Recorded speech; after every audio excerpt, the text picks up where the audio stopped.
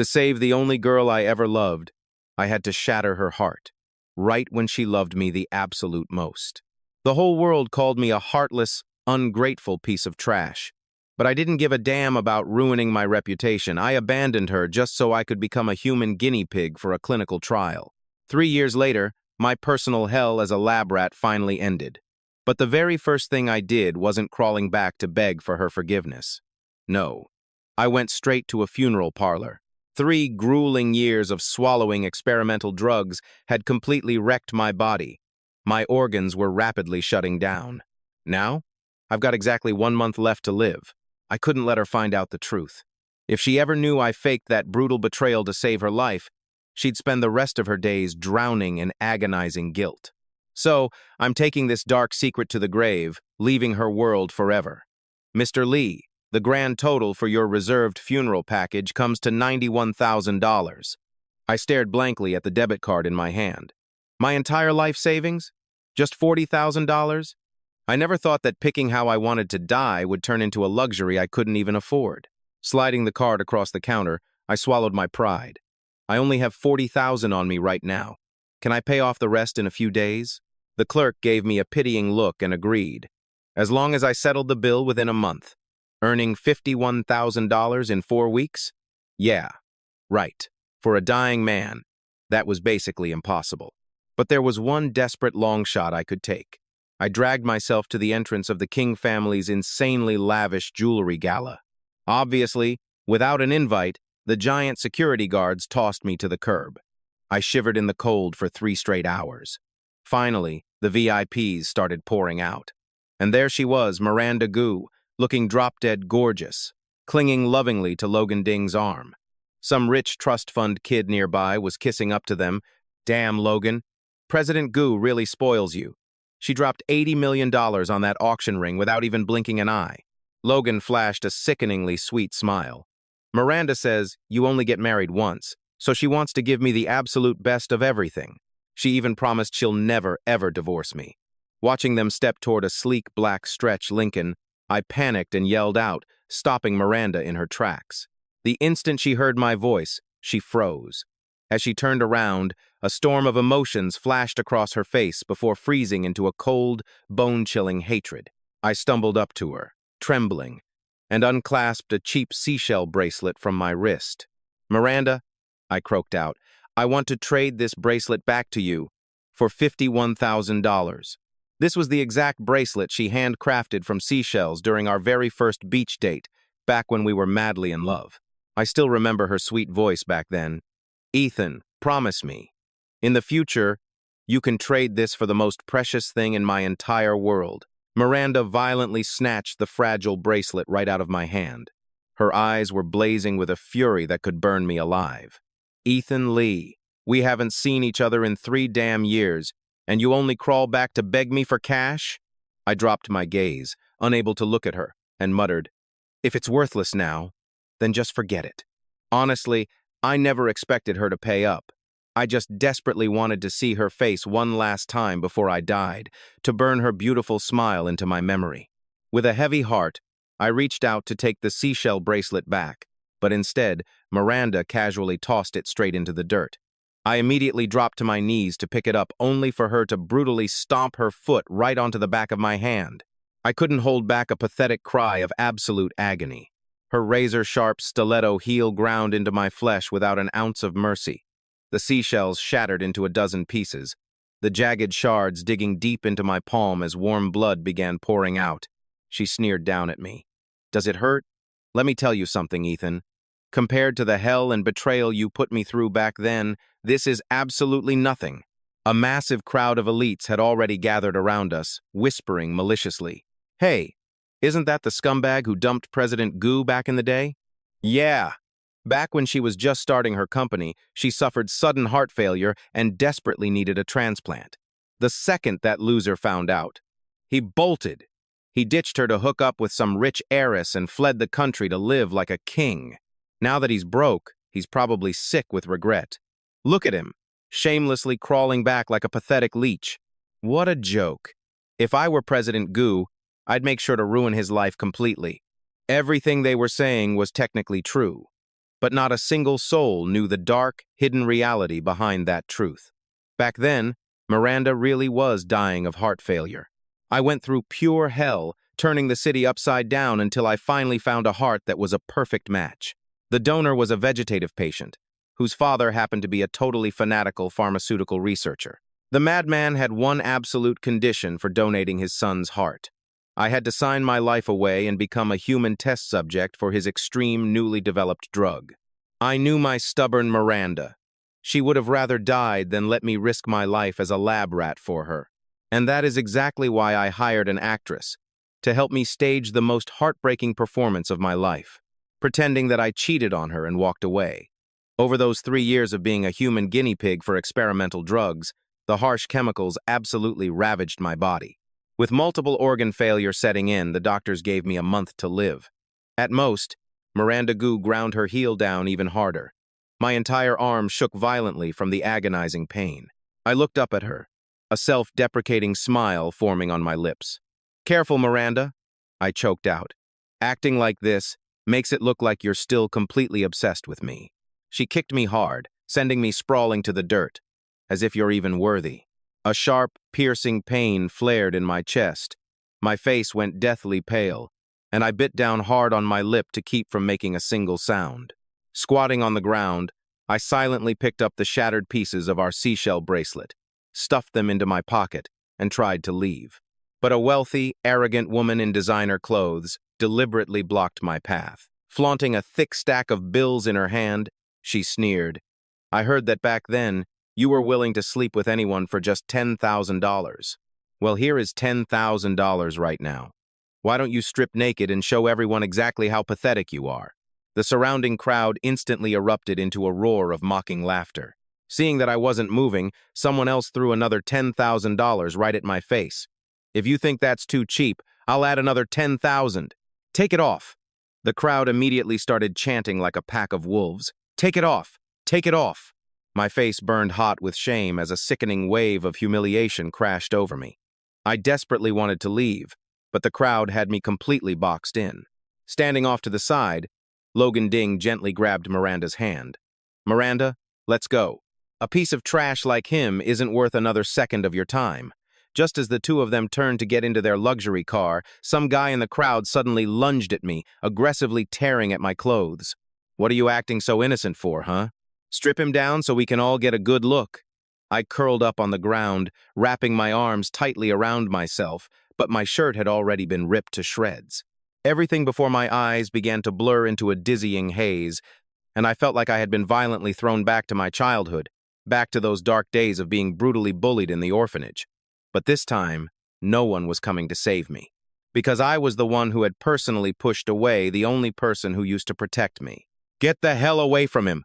Miranda's furious scream instantly scattered the crowd. A second later, a heavy coat still holding her body heat was roughly draped over my shaking shoulders. "Where the hell is Natalie Lou? You abandoned me to run off overseas with her, didn't you?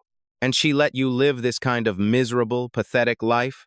Despite the venom in her voice, I caught a brief flicker of deep concern hidden in her eyes. Forcing a smirk onto my pale face, I replied, "She threw me out the second she got tired of playing with me. But hey, I was only ever after her money anyway, so I didn't lose out. Would you like to give it a try, President Goo?" Miranda violently shoved me back to the dirt. "Are you really this disgusting? This desperate for money?" She immediately barked at her assistant to bring over $100,000 in raw cash and hurled it directly into my face. The sharp edges of the paper bills sliced right across my cheek. "I'm assuming there's a discount for a monthly retainer?" she sneered. "From today on, you are my servant. For this next month, I am going to take my sweet time destroying you." Leaving those cold words behind, Miranda got into the luxury car with Logan and sped off. Trembling, I slowly picked up the $100,000 from the cold ground, laughing bitterly to myself. I guess my luck wasn't so bad after all. In a single day, I had just earned enough to pay for my own funeral. Clutching the cash, I headed straight to the funeral home. After quietly paying all my advance fees, I caught a taxi to the upscale address Miranda had left me. The second I arrived at the massive Spring Hill Lake Villa, the head butler shoved a set of servant's clothes into my chest. "Put these on, now. President Goo ordered that you are to stand guard outside her bedroom door tonight." I changed into the degrading uniform and slowly walked up to the second floor, stopping dead outside the master bedroom. Before I could even get close, the unmistakable sounds of intimacy leaking out from inside hit my ears. My entire body went completely cold. Every gasp and moan felt like an invisible razor-sharp blade slicing into my failing heart, one agonizing cut at a time. Panic gripped my throat, and I spun around, desperate to escape that suffocating hallway.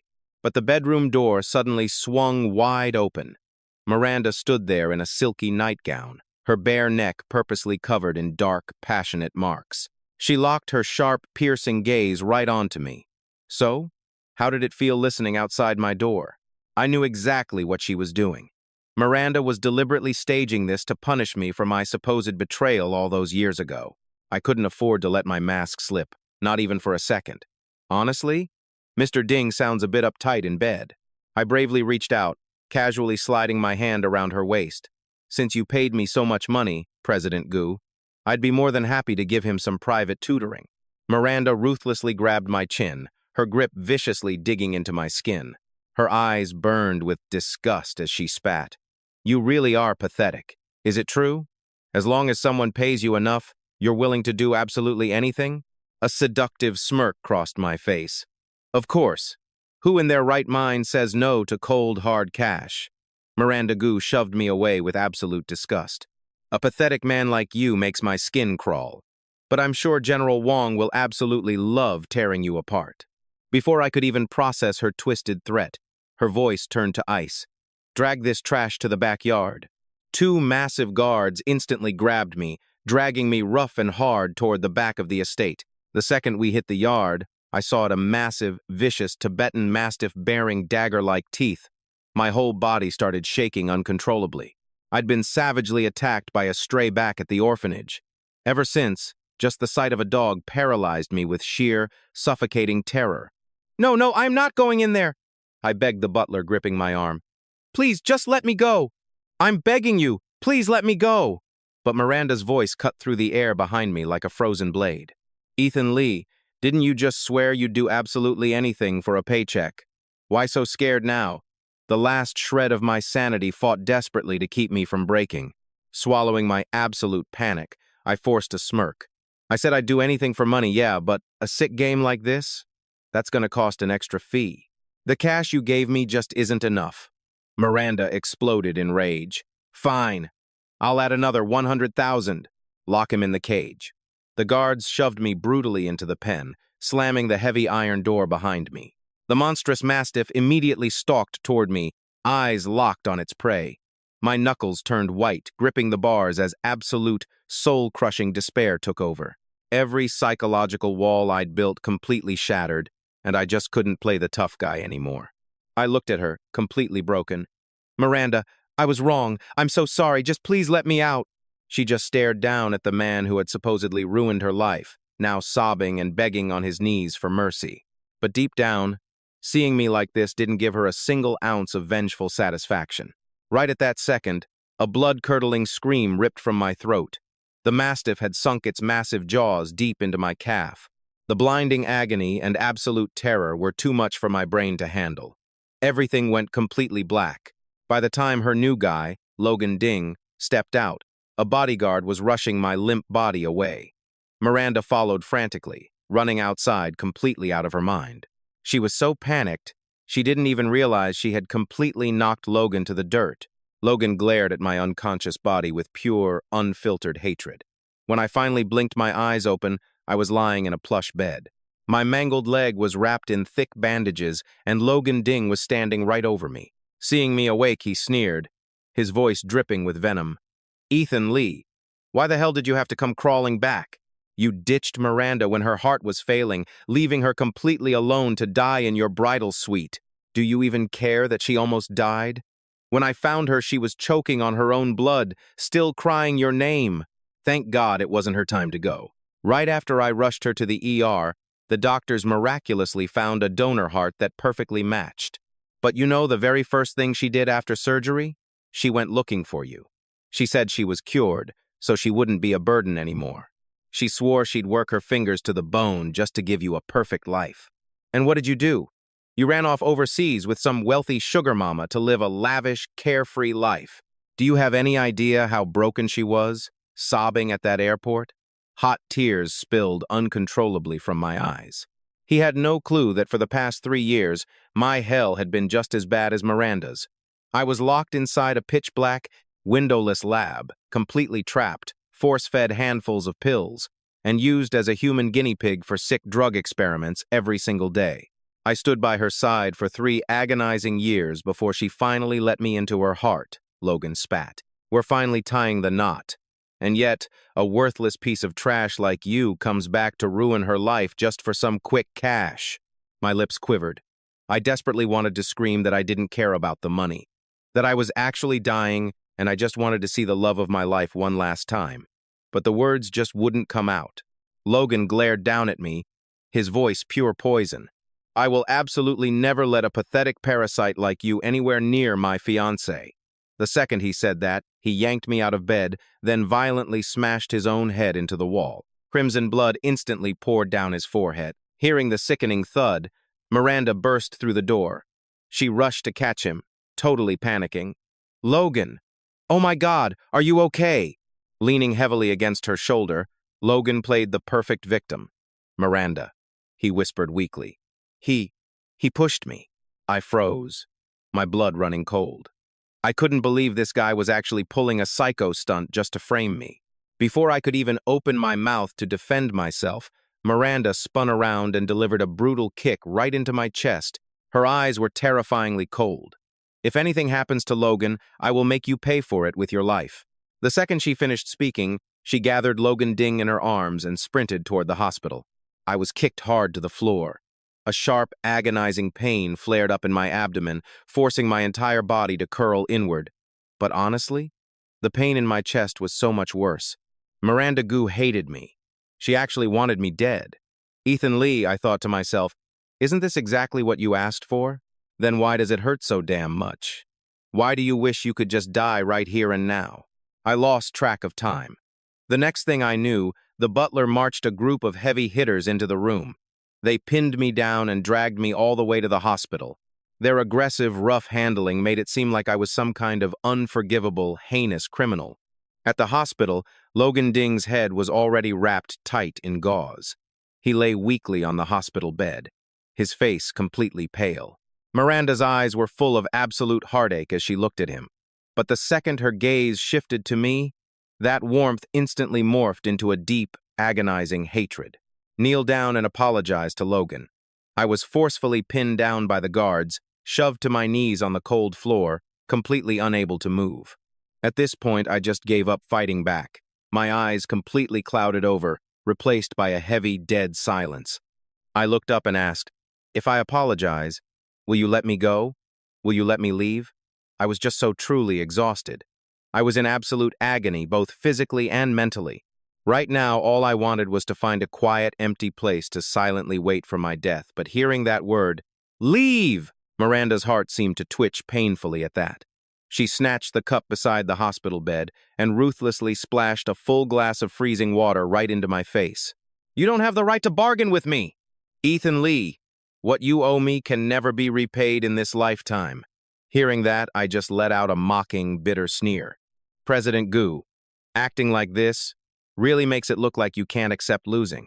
It is completely normal for a guy and a girl to fall in love and then break up. How does that suddenly turn into me owing you? You truly have zero shame. Miranda coldly barked out an order. Hold him down, make him kowtow and beg Logan for forgiveness. Instantly, someone pressed my head down, slamming it heavily against the hard tile floor. Once, twice, 3 times. They kept going until my forehead was red, swollen, and oozing fresh patches of blood. But they still didn't stop. In the end, it was actually Logan Ding who spoke up. Miranda, I'm already fine. Just let him go. Miranda quickly wrapped her arm around Logan's shoulder. Logan, he is deeply malicious. He actually dared to lay a hand on you. You don't need to feel an ounce of pity for him. Logan looked up at her instead, his voice soft. I don't pity him. I just want you to let yourself go. Miranda, it has been 3 years. It's time for you to move on from him. Miranda countered immediately, her voice sharp. Logan, don't overthink things. I stopped loving him a long, long time ago. Right now, all I want is to exact my revenge on this heartless, ungrateful man. Logan stared at her stubbornly and asked, "Is that really true? Heartbroken for him?" Miranda pressed a gentle, tender kiss onto his forehead. "Of course it is. I promise you. Before our wedding even takes place, I will make him disappear from our world, completely." Only then did Logan give a slow, reluctant nod. Miranda turned around to look at my bleeding, battered body and commanded the room. "Find a doctor to bandage him up." Dr. Liu, who happened to be pulled over at random by the guards, looked down at me lying on the floor and gasped in total shock. "Mr. Lee, what on earth are you doing here?" Hearing this, Miranda frowned and looked over. "Do you know him?" she demanded. My heart totally skipped a beat. Dr. Liu was the one and only person who knew the dark truth about the heart transplant back then. He had desperately tried to warn me back then, warning me that Arthur Tong was a total pharmaceutical maniac, a madman who could ruthlessly turn his own biological son into a living vegetable. "If you become a clinical trial subject in his laboratory," he had said, "it will be nothing less than trading your own life for hers." But I had stubbornly insisted on going through with it anyway. Even if it meant trading my life for hers, I absolutely had to save Miranda. If Miranda started digging into this and asking questions, then the horrific truth of what happened back then could no longer be kept hidden. I desperately cut in before anyone else could say a word. Back then Miss Liu and I were partying a bit too hard and accidentally ended up in the hospital in the middle of the night. Dr. Liu was just the guy who handled my emergency room admission. Hearing my careless lie, Miranda's expression turned terrifyingly dark. "Ethan Lee, you really are utterly disgusting. Sanitize this entire hospital room and everyone inside it completely for me." After barking out that harsh order, she coldly turned on her heel and walked out with Logan.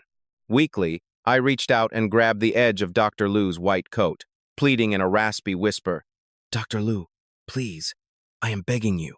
Do not tell Miranda the truth about what happened."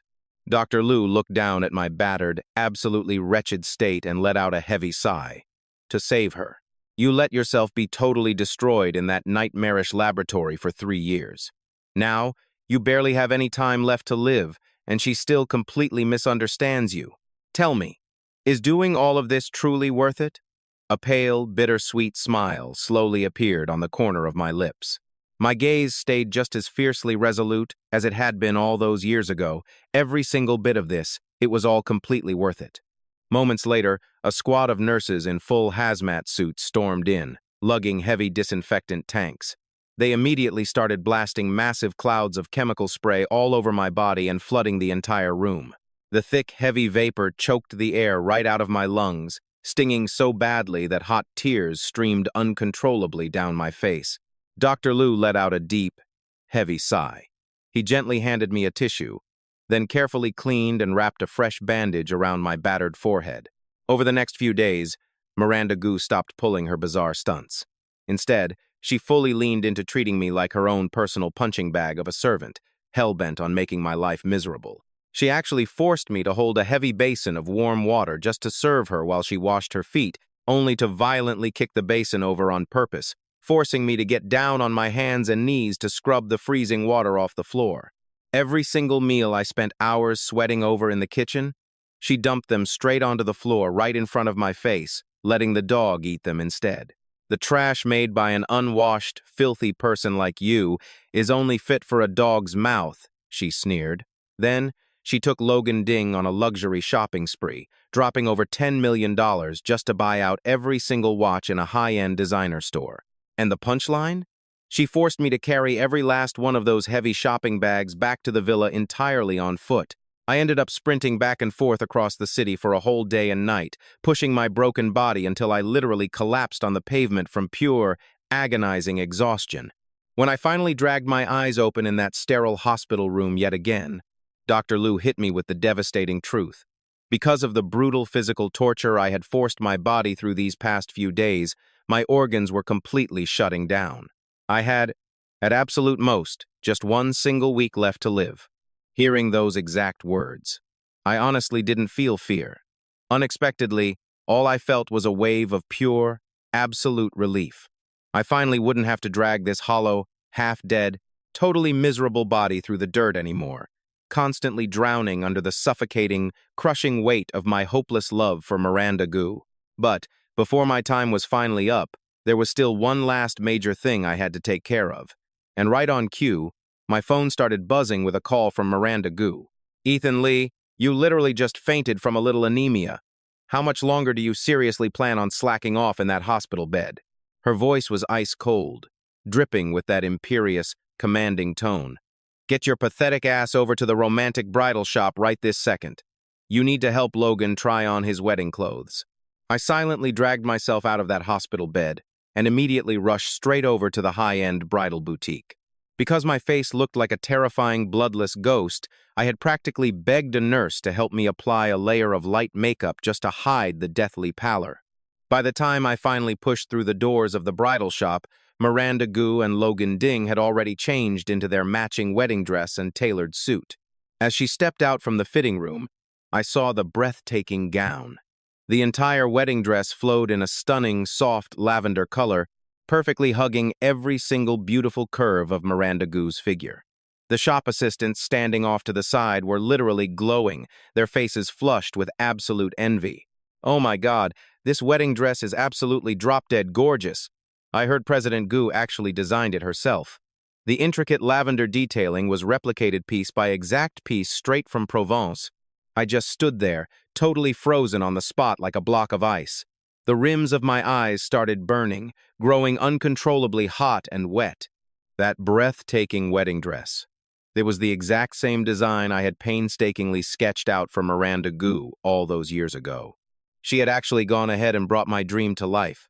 But now that she was wearing the very dress I made for her, the man she was marrying was no longer me. Miranda Goo reached up, her fingers thoughtfully and tenderly adjusting a stray strand of Logan Ding's hair.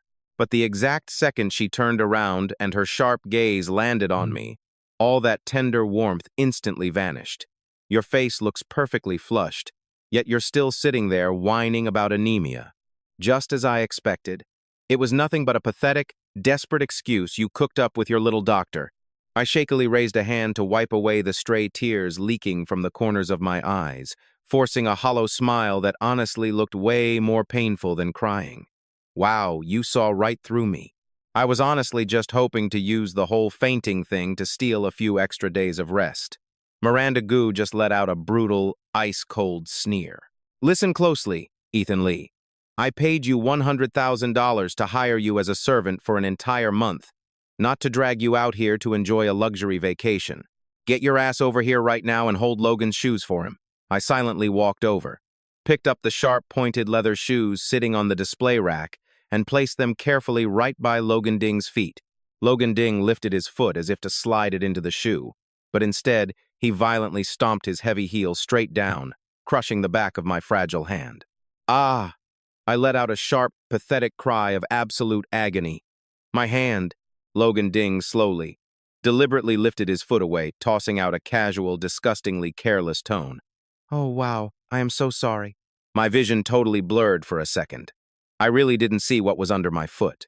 Miranda Goo just threw a completely indifferent glance at my bruised, trembling hand. "Whatever. He's nothing but a cheap servant. If you accidentally stepped on him, then you stepped on him. Who cares? There is absolutely zero reason for you to apologize to someone like him." Miranda Goo walked right over and affectionately looped her delicate arm through Logan Ding's. Logan Ding stared deeply into Miranda Goo's face, his eyes entirely overflowing with raw, naked affection. The shop assistants, very smartly reading the room, rushed over to help Miranda Goo beautifully arrange the long train of her dress. A wave of suffocating, bitter sorrow violently flooded my shattered heart.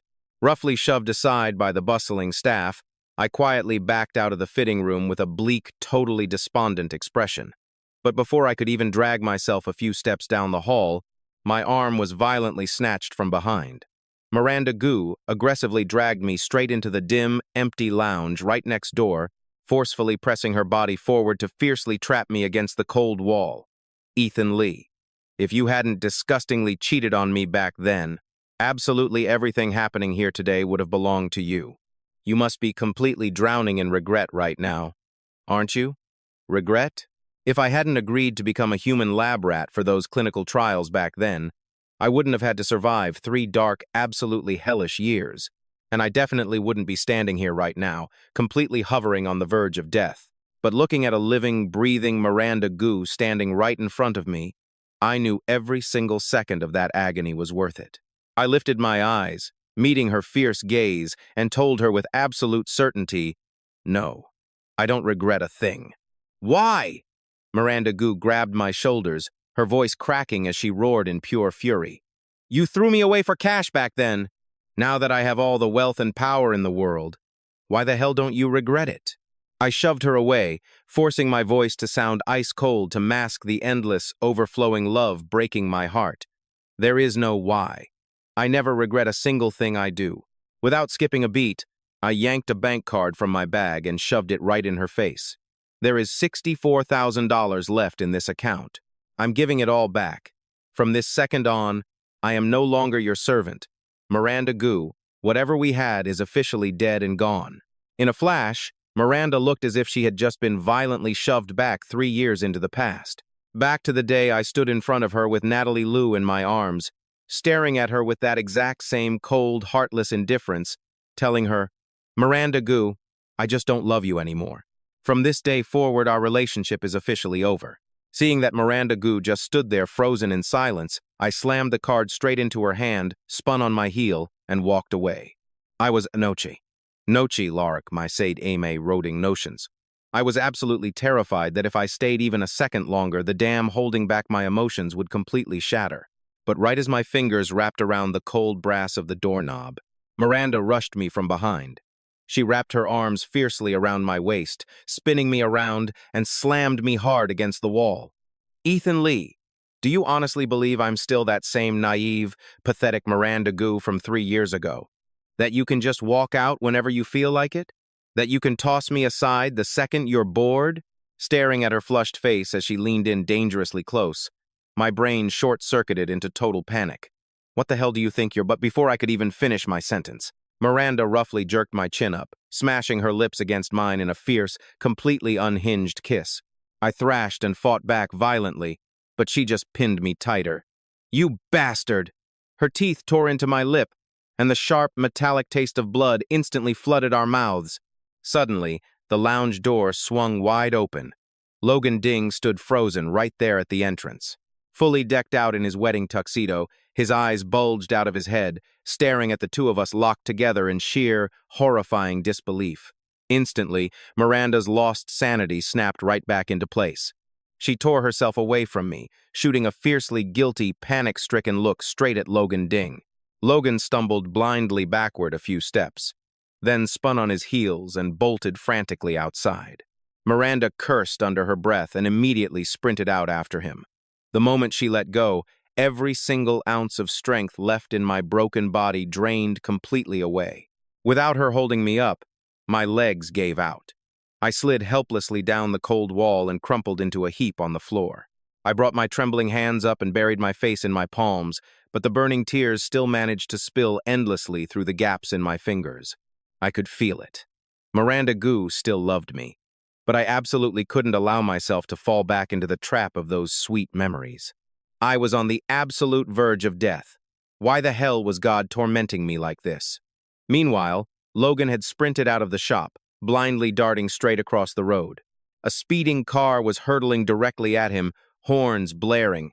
Miranda reacted with lightning speed, violently yanking him back just in the nick of time. But Logan fiercely slapped her hand away, still trying to hurl himself back into the chaotic traffic. "Why did you save me?" he screamed. "Just let me die. That way you can be with Ethan Lee openly and honestly." Miranda grabbed him, wrapping her arms tightly around Logan and dragging him safely to the sidewalk. "Logan, please, just listen to me." Logan slapped his hands over his ears, violently shaking his head. "I'm not listening. I am not listening to you." But Miranda's desperate voice still pierced right through. "Logan, I swear I truly meant to marry you." But from the very second Ethan Lee stood in front of me again, my heart just completely stopped listening to my brain. God, I hate him, but I love him so much more. If I forced myself to walk down that aisle and marry you today, it would be incredibly cruel and unfair to you. Tears streamed heavily down Logan's face as he stared completely broken at Miranda Gu. Miranda.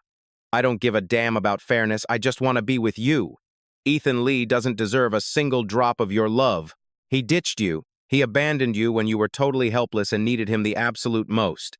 I was the one who stayed right by your side through all that hell. Miranda, why can't you just look at me? I have been hopelessly in love with you for 5 whole years. Miranda shook her head and sobbed. And I have loved Ethan Lee for 18 years. Ever since I was a 7-year-old kid in that orphanage. When he handed me a simple piece of candy while I cried alone in the dark, his shadow has been permanently branded into my soul. Even though he walked out on me back then, there hasn't been a single day where I managed to forget him. Logan, I'm so sorry. I'm the one who doesn't deserve a good guy like you. Logan threw his head back and screamed in a total agonizing breakdown. Miranda, snap out of it. Ethan Lee doesn't love you at all. He is only sniffing around again for your money. But Miranda's eyes sparked with a reckless, completely desperate kind of courage. Even if he only wants my money, I don't care. I accept it. Honestly, I'm just incredibly grateful I'm rich now, so I can finally give Ethan everything he could ever possibly want. Miranda Gu dragged a completely shattered Logan Ding right back into the bridal shop. Just as she opened her mouth, clearly ready to confess her true, unfiltered feelings to me, I swallowed my pain and beat her to the punch. Look, President Gu, I scoffed, the only reason I ever came crawling back to you in the first place was because I had a stupid fight with Natalie Liu. Natalie actually just called to make up. She even went ahead and booked my flight back to England, so I have already made up my mind to leave. I definitely won't be attending your wedding with Mr. Ding. Let me just congratulate you both right here. May you build a beautiful family and grow old together in total bliss. In that exact moment, Miranda Gu's heart must have been boiling over with an absolute unmatched level of pure fury. Yet, her entire demeanor shifted into something unnaturally, terrifyingly calm. Ethan Lee, she whispered, what exactly have I ever been to you in that heart of yours? Desperately suppressing the agonizing, tearing pain in my own chest, I forced a lazy, mocking smirk to surface on my lips.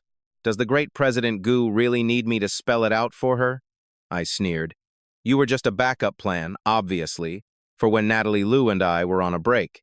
That was the only time I felt like clinging to a giant money tree like you. But now that Natalie has finally come back to make things right with me, naturally I am going to choose the girl I actually love. To be brutally honest, it's not that you aren't good, President Gu. It is just that you are way too boring and conservative in bed. I will always prefer someone completely wild, just like my Natalie Liu. Only she can truly satisfy me. Crack! Miranda Gu raised her trembling hand and delivered a fierce, blindingly hard slap right across my cheek. Ethan Lee, you truly are a pathetic, entirely shameless piece of absolute garbage. I raised my hand to cup my burning skin, my voice nearly cracking with choked, hidden sobs as I shot back. You are right. I am trash. President Gu should have realized that 3 years ago. Dropping that final bomb, I spun on my heel, intending to walk away forever. But Miranda Gu shot out her arm to violently block my path. Ethan Lee, give me back my bracelet. From this day forward, I pray to God I never have to lay eyes on your disgusting face again. I froze in my tracks. Slowly, I unclasped that fragile seashell bracelet from my wrist, the very same one that had been crushed, which I had painstakingly repaired piece by broken piece.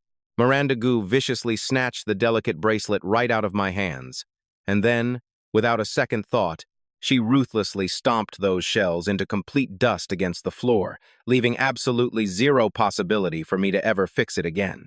I could literally hear the distinct, agonizing sound of my own heart shattering into pieces. I asked in a quiet, completely dead tone, "Can I leave now?" Miranda Gu replied with a voice as freezing as ice. I also have exactly one thing left to return to you. Once you take it, from that moment on, whether you live or die will have absolutely nothing to do with me ever again. Fine. That was exactly the response I had been dying to hear. All I ever wanted was for Miranda Gu to go on living a healthy, blissfully happy, and utterly fortunate life. Long after I was dead and buried, Miranda Gu then lowered her head, her voice turning soft as she spoke to Logan. Logan, wait right here for me for just a moment. I will be right back. She solemnly delivered a sacred, unbreakable promise to him. Once I come back, my heart will hold only you, and I will love no one but you. Logan Ding could feel just how profoundly, intensely serious she was in that moment. He nodded heavily, murmuring, "I will wait for you." Miranda Gu then forced me into her car and drove us straight to the largest candy shop in the entire city. "Bring out every single piece of candy in this entire store for me." It was definitely the first time the poor shop assistant had ever heard such an insane request. Blinking with a heavy hint of sheer uncertainty, they asked, "Miss, are you absolutely sure you mean everything?" Miranda Gu coldly pulled out a premium black card and slammed it right in front of the assistant. "Yes, absolutely everything." Before long, massive sack after sack of sugary candy from the warehouse was hauled out, forming an enormous mountain piled up right in front of our eyes. Miranda Gu aggressively grabbed one massive bag and dumped its entire contents right at my trembling feet. "Ethan Lee, when we were 7 years old, you gave me a single piece of candy and stole my heart away. Now, I am returning that candy to you 1,000 times, 10,000 times over. I am finally buying my own heart back." My fingernails dug desperately deep into my palms, carving bloody gashes right into the skin. Forcing my voice to stay perfectly firm, I replied, "Fine, Miranda Gu. From this moment onward, neither of us owes the other a single damn thing. That is right. We owe each other absolutely nothing." Miranda Gu did not spare me a single, lingering glance, turning around with absolute, crushing finality and walking away. It was only when her retreating silhouette had completely vanished into the bustling crowd that I finally tore my agonizing gaze away. I furiously ripped open the bright packages of candy on the ground, frantically shoving one sweet piece after another into my mouth. I kept forcing them down my throat until my entire broken body violently gagged, and I threw it all right back up, only managing to stop then. Squatting weakly on the ground, I wailed aloud and wept with bitter, soul-crushing despair. All the brutal grievances of these past few years, all the agonizing pain, and all the suffocating, immense love I held for Miranda Gu were completely unleashed through my desperate, pathetic cries. In the very end, I requested the stunned shop assistants to carefully pack up all of this candy and deliver it straight to the innocent children at the local city orphanage. The very following day, I purchased a one-way plane ticket to head straight toward the final destination I had reserved for my own lonely funeral, Provence. I had specifically arranged for a beautiful flower burial. After my inevitable death, my ashes would be scattered endlessly across the stunning lavender fields of Provence. Just as I was about to board my flight, breaking news of a horrific car crash flashed across the airport's giant screen. One look, just one single look, was all it took to recognize that twisted, mangled wreck. Was that Miranda Gu's car? My mind just completely flatlined. Dropping everything, I spun around and sprinted like a madman toward the hospital. I kept dialing Miranda's number the entire way there, over and over, my hands shaking uncontrollably, but it just kept ringing. I prayed to whatever God was listening, begging and pleading for her to be safe and unharmed. I swore I'd give up absolutely everything I had, just as long as she survived. Bursting through the hospital doors, I spotted Dr. Liu talking to Logan Ding, his expression incredibly grim and heavy. "After emergency resuscitation, the patient is finally stable," the doctor sighed. However, her eyes took a severe impact. Her corneas are catastrophically damaged. She will be completely blind when she wakes up. Logan looked like he'd just been struck by a freight train. Grabbing the doctor's shoulders, he begged, "Doc, please, you have to fix this. You must cure her. Her sight is her whole life. She cannot lose it." The doctor shook his head. "The only way to save her vision is a corneal transplant. But right now, the hospital doesn't have a single donor available." "Take mine," I shouted. I shoved my way forward, standing right in front of Dr. Liu, gasping for air. "I am willing to donate my corneas.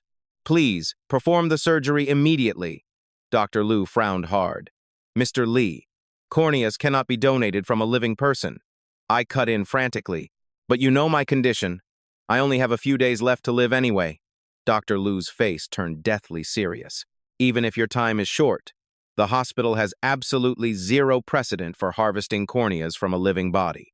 It is strictly forbidden, both by law and by medical ethics. Without missing a beat, I reached over to a nearby surgical tray, snatched a scalpel, and pressed the blade hard against my own throat. If I absolutely have to be dead to give her my eyes, then I'll just die right here in front of you. Ultimately, after tense negotiations and forcing me to sign a heavy liability waiver, the hospital finally gave in. I let out a massive sigh of relief, then turned my head to look at Logan. Please, don't ever tell Miranda that I was the one who gave her these eyes. Logan's mind was completely short-circuiting. What the hell is going on here? What do you mean you're on the verge of death? Back then. Suddenly, it clicked for him. Recalling those overly dramatic TV shows, his voice trembled as he asked, "Wait, back then. Did you actually dump Miranda just for the money? Or was that a lie too?" A soft, gentle smile crossed my face. "Mr. Ding, please, just take good care of her for me."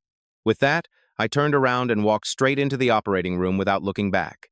Inside, Miranda and I were lying on two beds, right next to each other. Reaching out, I found her hand, lacing my fingers tight through hers. I whispered the name I'd kept buried in the deepest part of my heart. Miranda. "I'm so happy I get to do this one last thing for you." Hot tears slipped silently from the corners of my eyes. "Miranda, I love you." As the heavy anesthetic slowly flooded my veins, my eyes drifted shut, and my fingers finally went numb, slipping lifelessly from her grasp. Meanwhile, Miranda felt like she was trapped inside an endless dream. She saw the day we first met back at the orphanage. The very first time we held hands. Our first kiss, all the way to the bitter day I betrayed her. And finally, that moment in the candy shop where we swore we owed each other nothing. Through her hazy consciousness, she heard a voice. The corneal transplant was a complete success. But the donor, Ethan Lee, has passed away. They wheeled my body out of the operating room, draped in a cold white sheet. Logan sprinted over in a total panic. "What happened to him?" Dr. Liu looked down. During the course of the procedure, Mr. Lee went into shock from severe heart failure. He has already passed away. Logan just stood there, paralyzed, completely unable to believe the horrific reality in front of his eyes. He'd only just figured out that my terrible betrayal of Miranda might have been a complete lie to protect her. And now, I had died. Just like that. Right in front of him.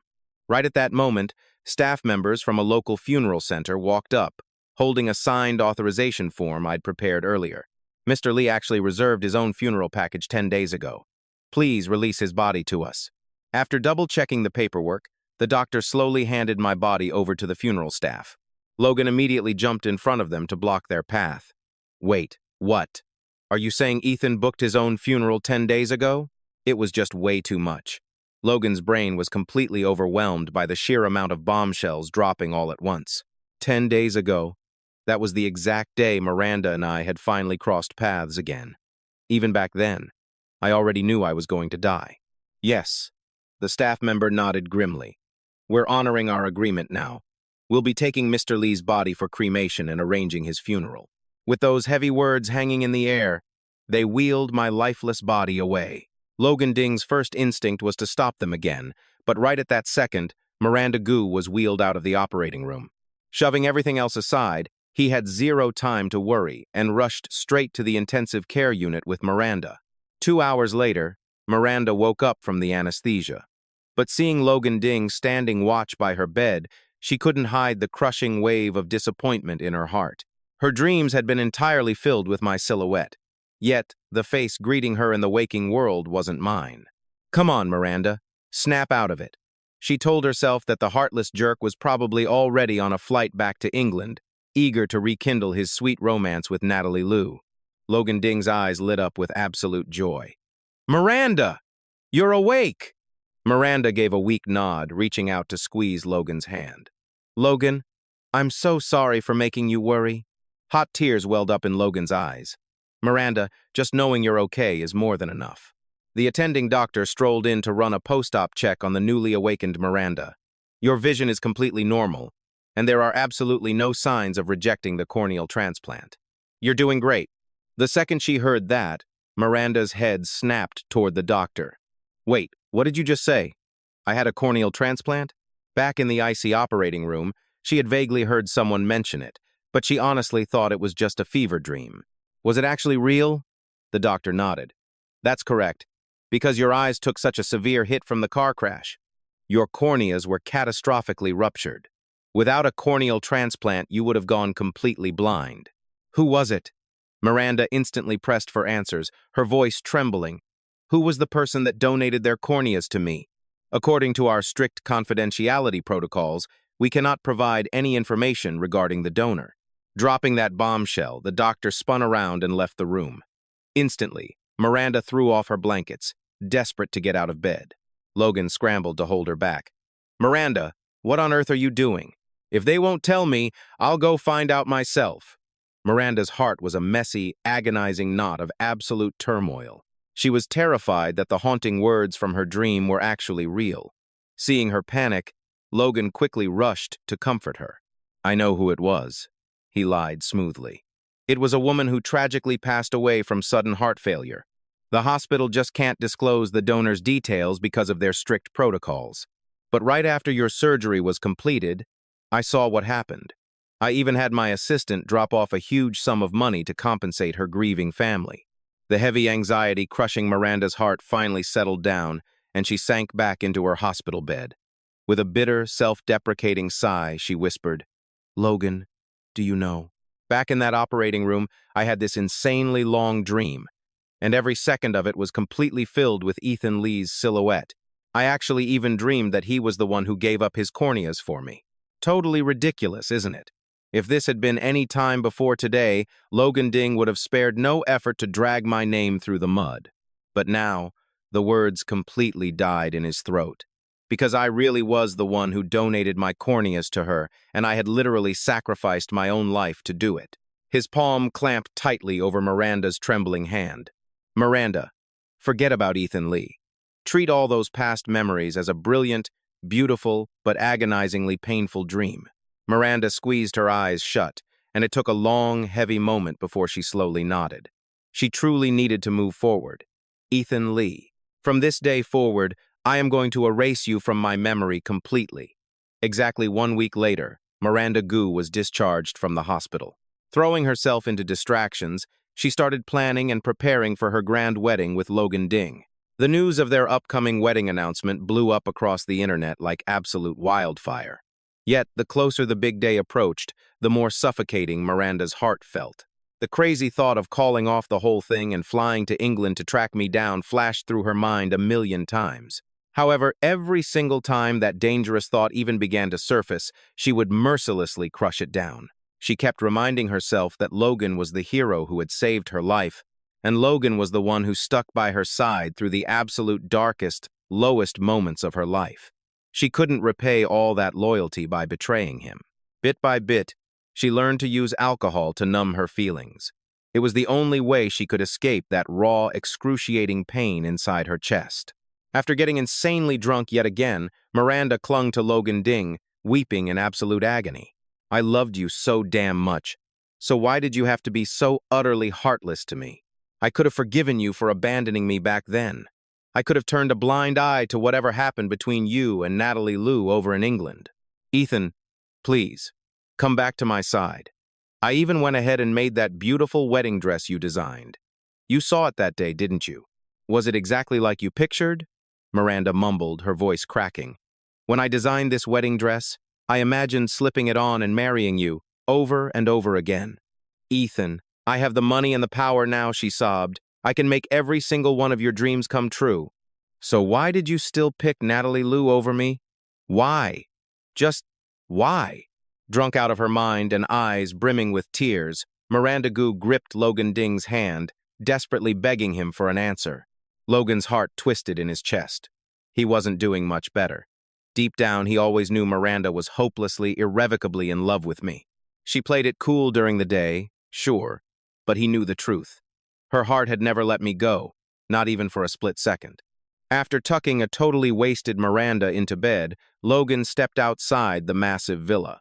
He looked up, staring into the pitch-black night sky. People always say that when you die, you become a star up there. Ethan Lee, he whispered. Are you a star now, too? Man, who were you really?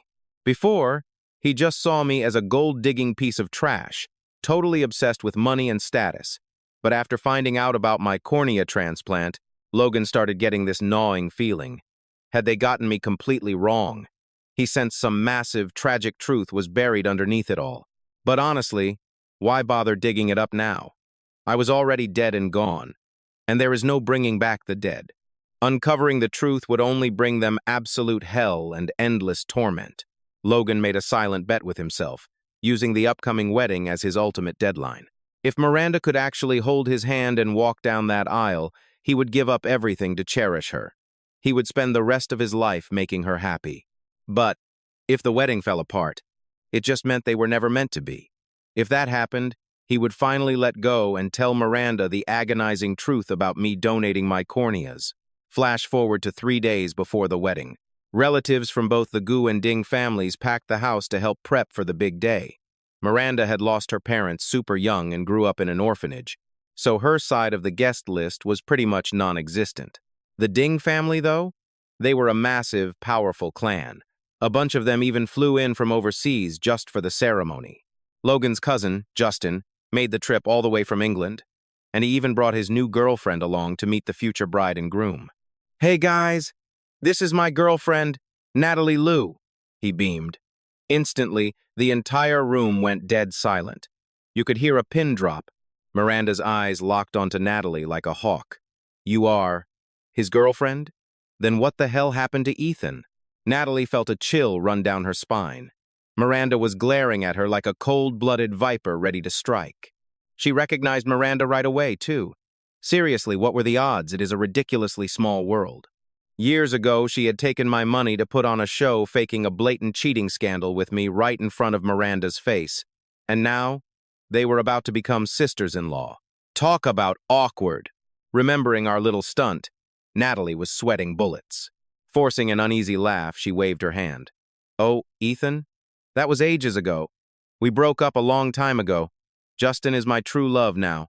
But the second those words left her mouth, smack! Miranda swung hard, slapping her right across the face. "One minute you drag Ethan all the way to England, and the next you are calling my fiancé's cousin your true love? Today, I am teaching you a damn lesson. You two-timing, two-faced snake." Natalie was totally stunned, but she was no pushover. The moment the shock wore off, she lunged and slapped Miranda right back. "Shut your mouth and stop slandering me!" Natalie shrieked. "My feelings for Justin are 100% real. When did I ever cheat or two-time anyone?" Logan and Justin frantically rushed in, trying to rip the two women apart. But Miranda grabbed Natalie by the collar, glaring daggers with a voice as cold as ice. "You keep saying you love him. Then where does that leave Ethan? If you never loved him, why the hell did you steal him from me back then? Why did you drag him out of the country?" Seeing Miranda's absolute conviction, Justin started doubting his own girlfriend. He shot Natalie a suspicious look. Did you really cheat on me behind my back?" Natalie forcefully wrenched herself free from Miranda's death grip, tearing up as she looked at Justin. "Justin, are you seriously questioning my loyalty right now?" Justin still looked incredibly skeptical. "Then what on earth is she talking about?" Pushed to her absolute limit, Natalie snapped and blurted out the bombshell truth. "It was fake. Everything that happened back then was just an act. Ethan Lee literally paid me to put on that show." Hearing that, Miranda completely froze, the color draining from her face. "What?" "Back then, Ethan said he had to leave you, but he was terrified you would just keep chasing after him. So he begged me to put on that whole fake cheating act just to push you away. Honestly, we never did a single thing back then. And that wild story about me taking him overseas? Just another lie he spun to make a clean break from you." Justin chimed in. "Natalie and I have been together in England for 3 years, and I swear I never saw another guy anywhere near her." Natalie's words hit Miranda like a freight train. Her voice shook as she forced out another question. "Wait, are you telling me that Ethan cheating on me with you? That was all fake? And him moving to England with you? That was a lie too?" "That's right."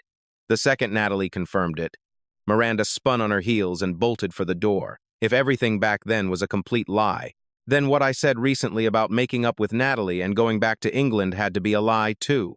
Where exactly had I been for the last 3 years? Why did I have to lie to her like that? Miranda's mind was spinning with a million burning questions, and finding me was the only way she'd get her answers. But the second she stepped out of the hotel, Logan sprinted after her. "Miranda, are you going to look for Ethan?" Staring at Logan, a crushing wave of guilt washed over Miranda's heart. "Logan, I'm just going to demand the truth about what happened back then. I just need to know why he lied." Logan stared back, dead serious. "And after you get your explanation, are you still going to marry me?" Miranda opened her mouth to speak. But no matter how hard she tried, the word yes just wouldn't come out. "Logan, my head is a total mess right now. I just need to find Ethan, fast." A bitter smile tugged at the corners of Logan's lips. "I think I already have my answer." Since everything was already out in the open, Miranda dropped the act. "Logan, I'm so sorry. I'll go to your family later and apologize to your parents in person." With that, she whipped out her phone and called her assistant, demanding they track down my exact location. Logan's voice went incredibly dark and heavy. "Miranda, don't bother. I know exactly where Ethan is." A sudden burst of wild hope flared up in Miranda's chest. She was too frantic to even question how Logan magically knew where I was. She just grabbed his arm, desperate. "Where? Where is Ethan?" Logan took a long, shaky breath and slowly let the words drop. "He's dead. Ethan is dead." All the blood drained from Miranda's face. "Logan, I know I hurt you, but why would you curse Ethan like that?" Logan shook his head, forcing her to face the brutal, ugly truth. "I'm not cursing him. He's truly gone. The day you were in that horrible car crash, the corneas you received, they were his."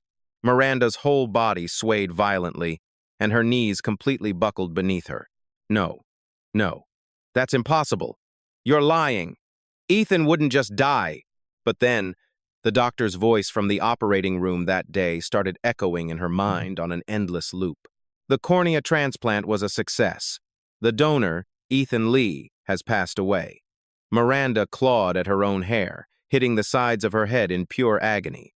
So the nightmare she woke up to back then, it really wasn't a hallucination after all. A second later, a horrific mouthful of dark red blood sprayed from Miranda's lips, and she crumpled completely to the pavement. Her pale lips trembled, soundlessly mouthing the exact same terrifying phrase over and over. "I killed him. I killed Ethan. I was the one who killed Ethan." Logan instantly dialed 911 and scrambled to get Miranda to the emergency room. It took a frantic round of emergency resuscitation, but the doctors finally pulled her out of the danger zone. Yet, lying there in that sterile hospital bed with bloodshot eyes, she looked like an empty shell.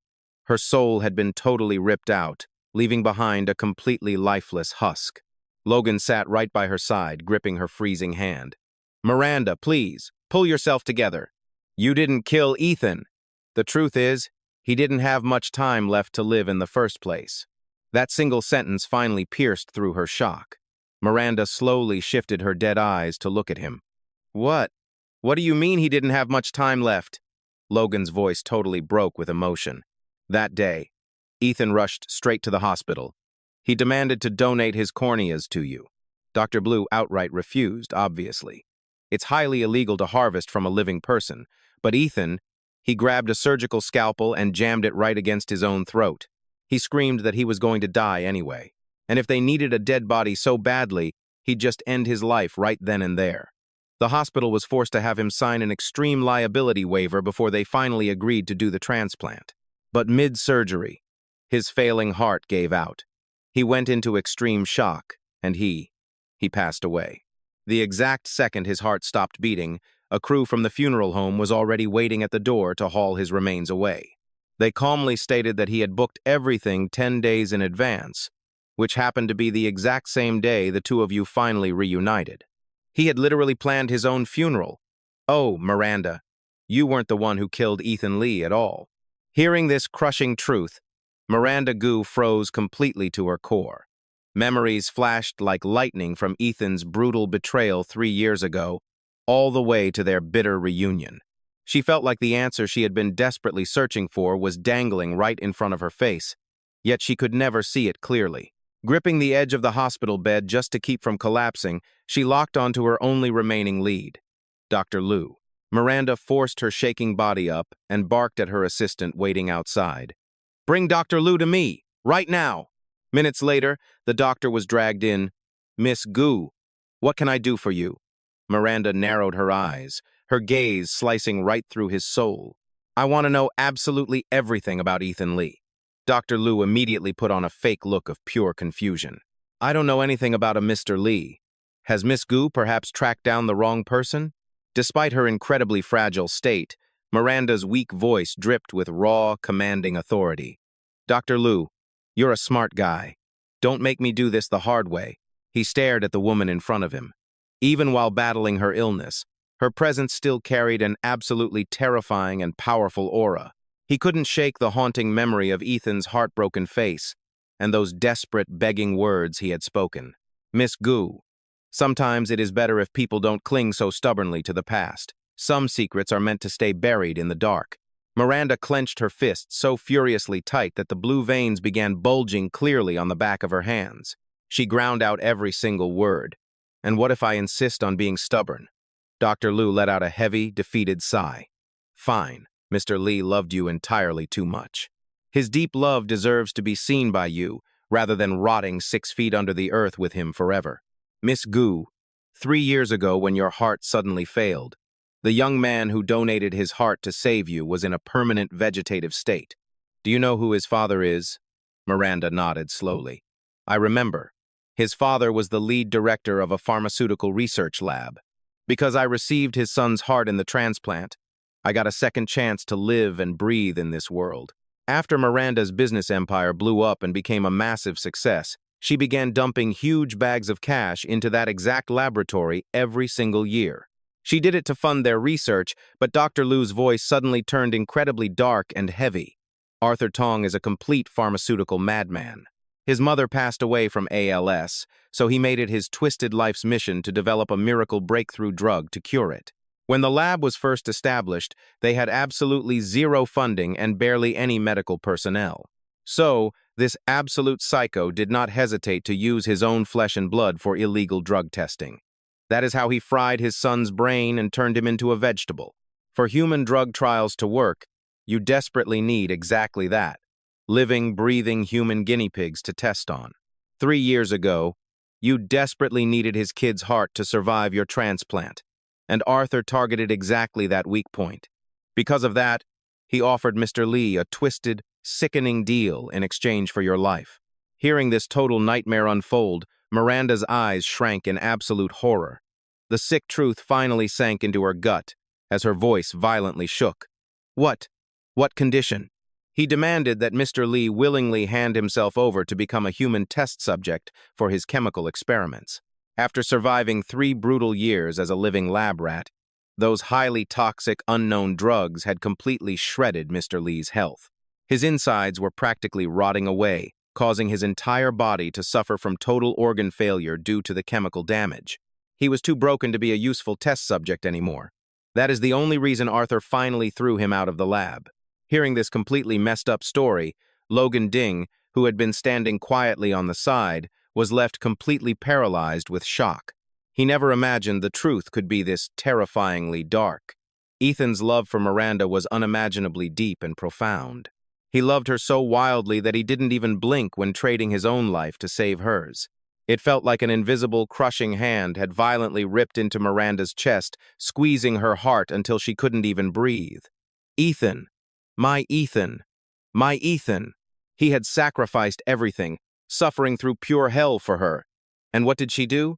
She hated him and held a massive grudge. Just to break his spirit and force him to submit, she mercilessly humiliated and tortured him at every single turn. Right now, Miranda wanted nothing more than to travel back in time and brutally rip her past self apart. But first, she had to avenge Ethan. With bloodshot eyes and a terrifying aura like the Grim Reaper himself, she ground her teeth and hissed, Arthur Tong, I am going to make you pay for this debt in blood.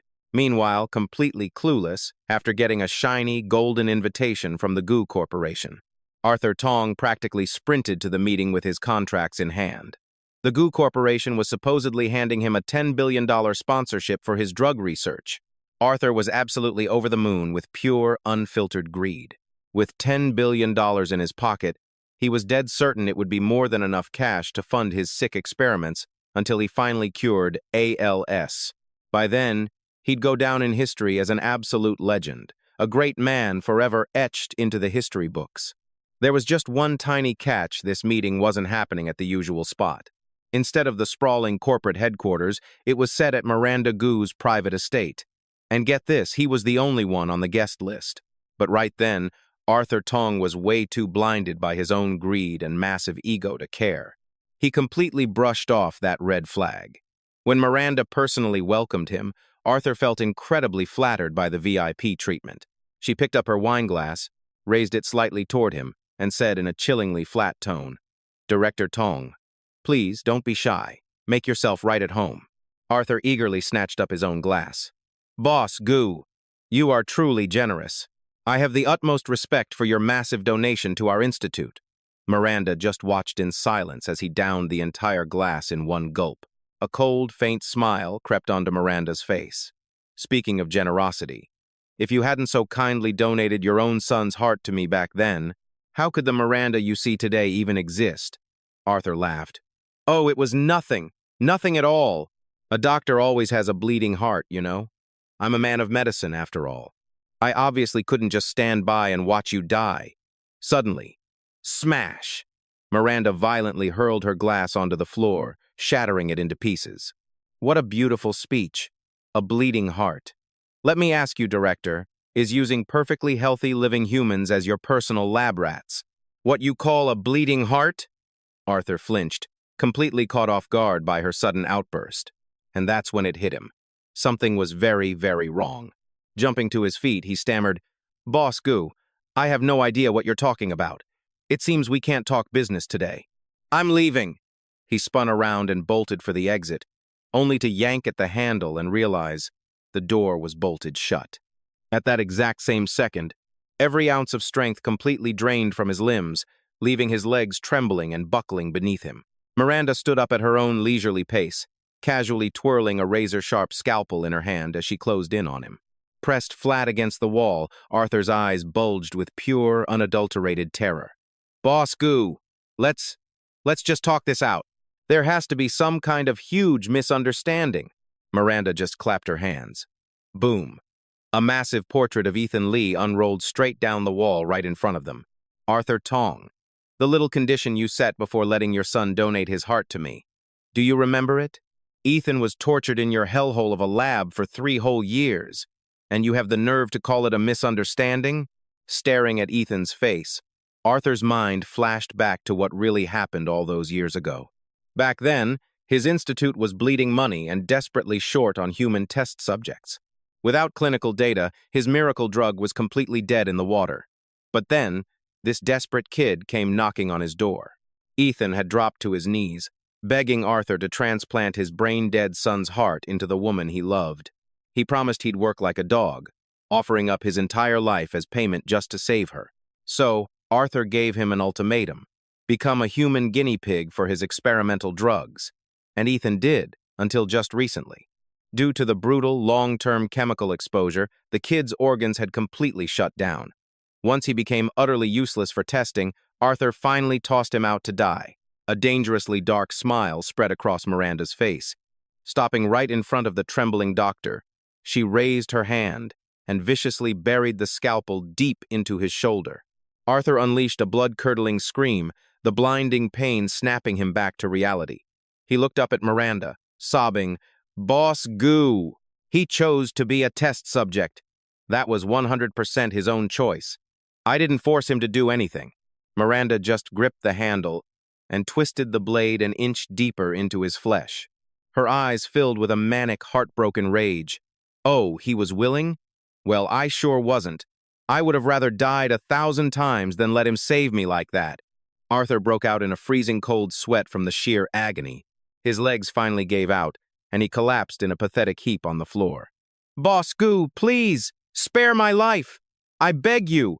Miranda violently yanked the blade out. "Spare your life? Did you ever show an ounce of mercy to Ethan? A perfectly healthy young man, tortured alive by you until his body rotted away and he died. Today, you are paying for his life with your own." With a feral glint in her eye, Miranda gripped the scalpel and plunged it right back into him. In a matter of minutes, Arthur's body was riddled with countless, bleeding puncture wounds, yet every single strike deliberately missed his vital organs. Arthur Tong's body convulsed in absolute agony, curling into a pathetic little ball on the floor as his mouth shamelessly begged Miranda Gu for mercy. "President Gu, I swear, I had no idea he meant that much to you. If I had known, even if you gave me 10 times the courage, I never would have dared to use him as a human lab rat. You're at the peak of your career right now, and you have an amazing fiancé by your side. There's absolutely no reason to throw your bright future away over a pathetic, worthless piece of trash like me." But Miranda's cold, dead eyes stared down at him with absolute, chilling indifference. "Save your breath. No matter what garbage spews out of your mouth today, you are a dead man." She raised the gleaming blade high, locking onto Arthur's beating heart, fully prepared to deliver the fatal strike. But suddenly, the heavy doors burst open. Logan Ding stormed in, taking in the bloody, chaotic scene in a split second, and desperately lunged forward to grab Miranda's wrist. With the razor-sharp tip hovering just millimeters above Arthur's chest, Logan practically screamed in panic, "Miranda, stop! Don't do something crazy!" This scumbag used living people for illegal drug experiments. The law is going to rip him apart anyway. If you strike him down right now, you cross the line into becoming a murderer yourself. You absolutely must not throw your life away on something so stupid. Miranda viciously ripped her arm from his grip, her eyes hollow pools of absolute despair. "Stupid? Logan, tell me, what exactly do you consider stupid? Ethan willingly became a human lab rat just to save my life, and he didn't even have the courage to tell me. He'd rather make up some twisted lie about cheating just so I would misunderstand him, just so I would hate him. Is that what you call stupid?" Knowing his days were painfully numbered, he still chose to rip out his own corneas for me, bleeding out alone on a cold operating table. "Tell me, is that stupid? He loved me with every fiber of his being and sacrificed absolutely everything for my sake. And me? I didn't even know the man I loved was dead, while I was off happily planning a grand wedding with another man. You want to talk about being stupid?" He gladly played the utter fool for me time and time again. "So what if I play the fool for him just this once?" Logan shook his head desperately, his tears streaming down like a broken dam. "Miranda, Mr. Lee went through literal hell precisely so you could live a beautiful life. You cannot crush his final dying wish. A life without him is not worth living." The very second the words left her mouth, Miranda brought the deadly blade crashing down. "Miranda!" Logan shrieked at the top of his lungs. "Do you really want to drag yourself to hell and be separated from Mr. Lee for all eternity?" That single sentence sent a violent tremor through her hand. The blade deflected, plunging deeply into the floorboards just an inch from Arthur's pounding heart. Miranda froze, her breath hitching in her throat. She slowly turned her hollow gaze toward Logan. Will there really be a next life for us? This current life had already become a suffocating, endless nightmare of pure darkness. Ethan was gone, and the brutal reality meant she could never, ever hold him again. All she desperately clung to was the hope of finding him in the next life. Seeing her falter, Logan took a shaky breath. Yes, there absolutely is. Think about it. Mr. Lee had a heart of pure gold. A soul like his? He's definitely waiting for you in heaven, but if you stain your hands with this scum's blood, you'll be dragged to hell. How will you ever reach him? He carefully reached out, gently prying the blood-stained scalpel from Miranda's trembling grip, and spoke softly. Arthur Tong destroyed Mr. Lee's life. He deserves so much worse than a quick end. We need to keep him barely alive, trapped in a waking nightmare, suffering unimaginable torment every single day. Death is far too easy for him. Miranda's dead eyes shifted back to Arthur Tong, who had cowardly passed out on the floor. With an icy tone, she ordered her massive bodyguards to slice out his lying tongue, demanding they drag his bleeding carcass to the hospital just to keep his miserable heart beating. Ethan had suffered through 3 grueling years of unspeakable torture. She swore to the heavens she would make Arthur Tong pay it back 100-fold, no, 1,000-fold. Once the trash was taken out, Miranda led her strike team to completely obliterate Arthur's underground research lab, reducing his sick legacy to absolute rubble. But it was in the security room, digging through the horrific surveillance tapes, that she finally witnessed the absolute hell Ethan Lee had endured over those 3 long years. Watching the tape from day one, Ethan was still the same bright, warm young man from her memories, with that sweet smile she loved so much. But those sick monsters in the lab coats didn't treat him as a human being with a soul. To them, he was just meat for the grinder. They relentlessly drained his blood, pumped his veins full of lethal experimental drugs, and subjected him to horrific, invasive tests. Day in and day out, he swallowed toxic pills just to feed their twisted data logs. Not a single soul cared about the mind-shattering pain tearing through his body.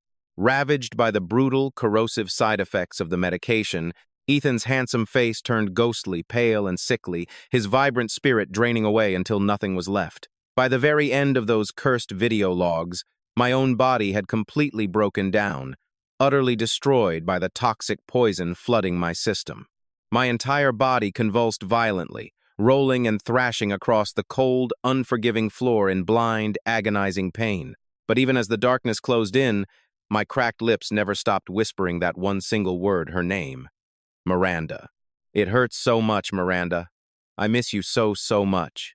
Watching this, Miranda completely broke down, her trembling fingers reaching out to stroke my tiny, tortured silhouette on the glowing screen. How she desperately wished she could reach through the glass, smooth out my pain-filled brow, and take every ounce of that agonizing hell upon herself. Hot, bitter tears of crushing regret poured continuously down her cheeks. She was completely, utterly broken. She despised herself.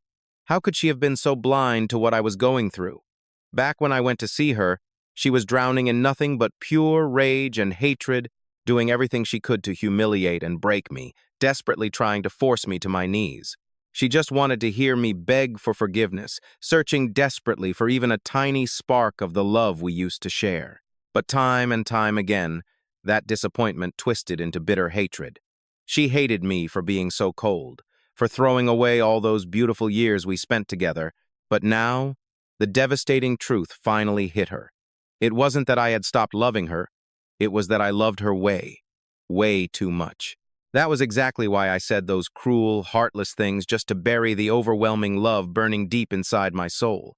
Miranda tracked down the tiny room I lived in at the research institute. It was a miserable, windowless closet, barely big enough to squeeze in a single bed. And I had suffered in that dark cage for 3 whole years. She curled up into a tight ball on that cramped mattress, desperately hoping to catch some lingering warmth from my body, begging to feel the fiery, unspoken love I had left behind. Ethan, I miss you so damn much. In a heartbreaking daze, the memory of the day she confessed her feelings flashed right before her eyes. We had just turned 18. The rules meant we were officially kicked out of the orphanage. After living there for over 10 years, all we had to our names was a pitifully small pile of junk. Dragging my heavy bags, I kept glancing back at the only home I knew, muttering, Miranda. I've been here since the day I was born. This is my home. It feels like I'm being thrown away all over again. My chest hurts so much. Miranda hesitated for a second, then gently grabbed my hand. You still have me? I'm your family now. I promise. I'll never leave you. I stubbornly pulled my hand away, and with a bitter, jealous pout, I snapped. Yeah, right. The second you get a boyfriend, you'll toss me out like old garbage. I literally just saw that popular guy confessing to you the other day. She snatched my hand right back and smiled. I rejected him. I turned my back, acting tough. So what? Even if you rejected him, there's going to be a dozen other guys lining up for you in the future. Sooner or later, you're going to say yes to one of them. I was only 18, stumbling through the clumsy mess of first love.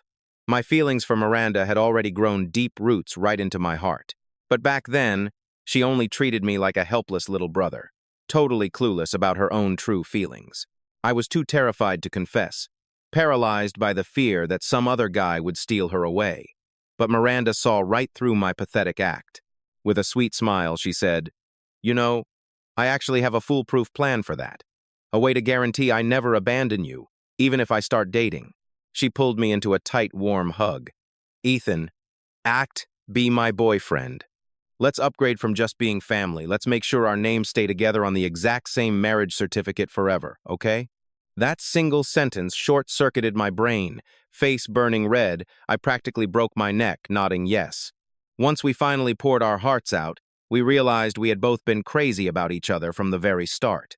Miranda even teased me about it later, laughing that she didn't want to scare me off.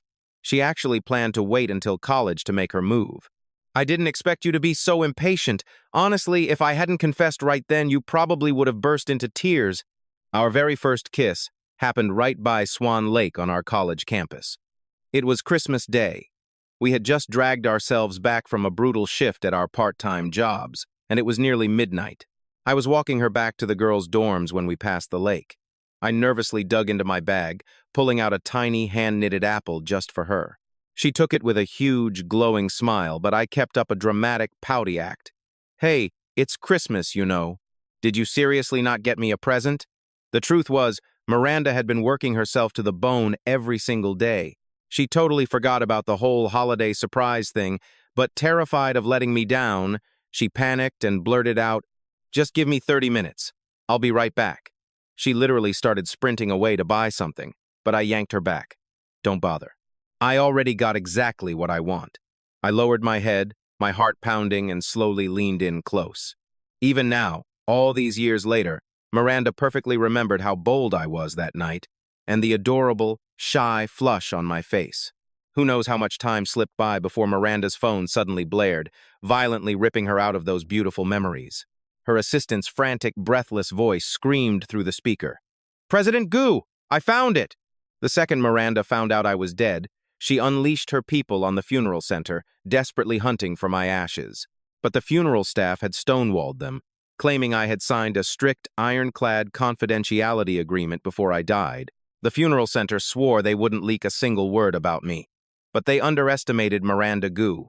She didn't hesitate to use ruthless, aggressive measures to tear the truth right out of them. It didn't take long before she finally uncovered the secret I had buried. She found out that before I died, I had reserved a breathtaking lavender flower burial out in Provence. The exact location, however, was still a mystery to her.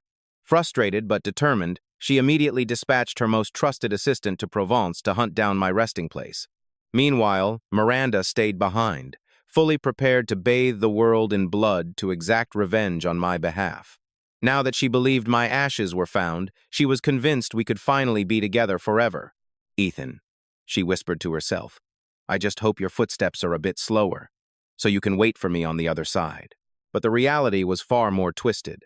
Her assistant frantically called in, shouting, "President Gu, there are no ashes! Mr. Lee isn't dead! He's alive, and he's currently hiding in the city of Aix." 30 minutes later, a sleek private jet tore through the sky, taking off from Capital City and locked straight onto Aix. Back at the lavender fields, a frantic voice called out, "Mr. Lee, why didn't you call for me when you came outside?" "What if you tripped and got hurt?" Chloe asked, panicked. A faint, melancholic smile tugged at the corner of my lips as I sat there, staring blankly ahead with completely sightless eyes. "I just woke up," I replied softly, my voice weak but calm. I only wanted to step out for a moment to catch the sweet scent of the lavender. Besides, I've already memorized every step of this place over the past few days. It's really not that easy for me to just trip and fall. The irony was suffocating. Back then, lying freezing in the operating room, the head doctor had officially pronounced me dead from severe cardiac shock. But in a bizarre twist of fate, as the funeral center staff wheeled my lifeless body straight toward the cremation chamber, my cold heart unexpectedly sputtered back to life.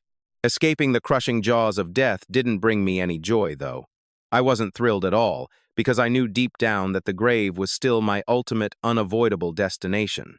I honestly had no idea what cruel joke God was playing, forcing me to drag my broken body through these last few agonizing days.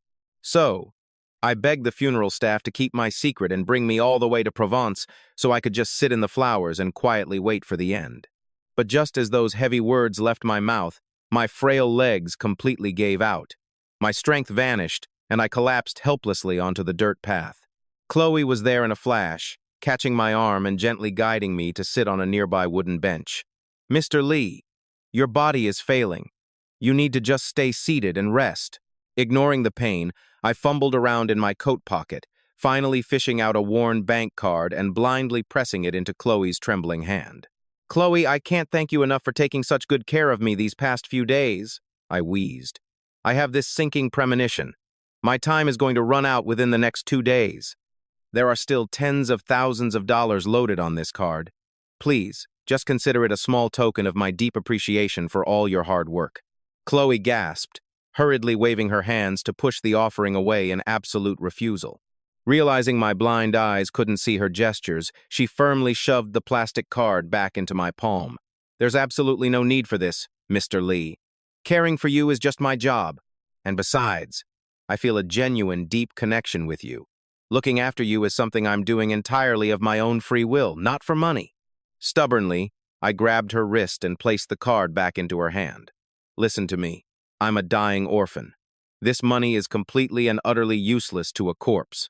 If you truly despise the idea of keeping it, then I'm begging you wait until I take my last breath and donate every single cent to the orphanage in Capital City. Because I phrased it as my final dying wish, Chloe had absolutely no choice but to accept the heavy burden. Her voice trembled as she stated solemnly, Mr. Lee, please rest easy. I swear on my life I will absolutely deliver your kindness to those kids at the orphanage. Hearing that, I let out a soft, relieved smile and whispered, Thank you. Chloe quietly sat down right beside me on the bench, leaning in close as she hesitantly asked, Mr. Lee, do you really believe that people actually go to heaven after they die? I tilted my head, curious. Why would you ask something like that out of nowhere? Chloe sighed. I recently binged this terribly tragic idol drama. It completely wrecked me and stole so many of my tears. At the very end, the male lead died, and his final promise to the female lead was that he'd wait for her in heaven. My blind eyes stared up at the sky, my voice sounding incredibly gentle as I reminisced.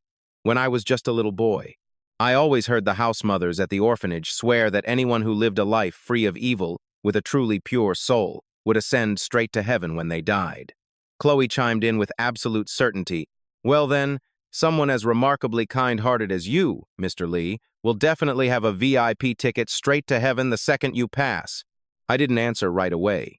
Instead, my tone carried a profound, agonizing sense of yearning when I finally spoke. I've heard people say that heaven is a perfect utopia, entirely free of sorrow and completely free of pain, a divine place where there is only eternal, endless happiness. But could a world without Miranda Goo in it truly be happy for me? Honestly, I just wasn't sure anymore. Ever since I was a tiny child, I had grown up trapped in that dreary orphanage. Every single kid there was forced into identical, boring hairstyles. We wore the exact same drab clothes, followed a rigidly fixed daily schedule, and ate the same tasteless, fixed meals day in and day out. My entire existence was utterly dead, gray, and miserably stagnant. That is, until that fateful year I turned 7, and Miranda Goo suddenly stepped into our orphanage. She walked in wearing a pristine, glowing white dress. Her gorgeous, bouncy curls were completely different from the dull, uniform look the rest of us were forced to wear. The moment I saw her, she instantly captured my entire world. Late that very night, I caught her hiding away in the dark, shivering all by herself under a thin blanket. Hearing her secretly weeping, I gently pulled back the fabric and softly asked her why she was crying. You see, kids who grow up in an orphanage are forced to mature way too early. We literally stopped crying at a very young age because the harsh reality taught us that tears could never solve a single problem. But there she was, with glittering tears still clinging to her long eyelashes. Miranda stared blankly back at me, her voice cracking as she sobbed, I just really miss my mom and dad. I didn't know any better, so I blurted out, But your mom and dad clearly don't want you anymore. In my warped, subconscious mind, only kids who had been violently abandoned by their own flesh and blood would ever end up in a dump like this. But that single, brutally blunt sentence shattered her heart, making her break down and wail even louder into the night. Desperate, I pulled out a milk candy I'd been hoarding for what felt like forever, tore off the wrapper, and popped it right into her mouth, which finally got her to stop bawling. That little candy? That was step 1 in us becoming absolute best friends. It wasn't until way later that I found out Miranda Goo ended up at the orphanage because her parents died in a sudden, tragic crash. But for those of us tossed aside the second we were born, it honestly didn't matter. In our reality, we were both in the same boat. totally alone. Miranda used to tell me all these wild stories about life outside those walls, stuff I'd never even dreamed of. Because of that, I stuck to her like glue, and my heart just ached to see the real world. For 11 whole years in that orphanage, we were each other's entire world. We were family. The year we turned 18, she finally confessed she had feelings for me, and we crushed our exams to get into the exact same college together. By the time junior year rolled around, Miranda Goo hit the jackpot writing software and actually bought us a cozy little 3-bedroom apartment. From that day on, we finally had a real place to call home. Inside those walls, Miranda and I shared our very first, deeply intimate night together. Afterward, she rested her head on my shoulder, just watching me sketch out the perfect wedding dress for us. The plan was simple: get hitched right after graduation, have 2 cute kids, and build this perfect, happy little family of 4. But fate is a cruel joke, isn't it? We were inseparable for 15 years. Miranda was the main character of my entire life story. Honestly, even if I made it to heaven, it would be hell without her. I actually started envying that male lead Chloe was gossiping about.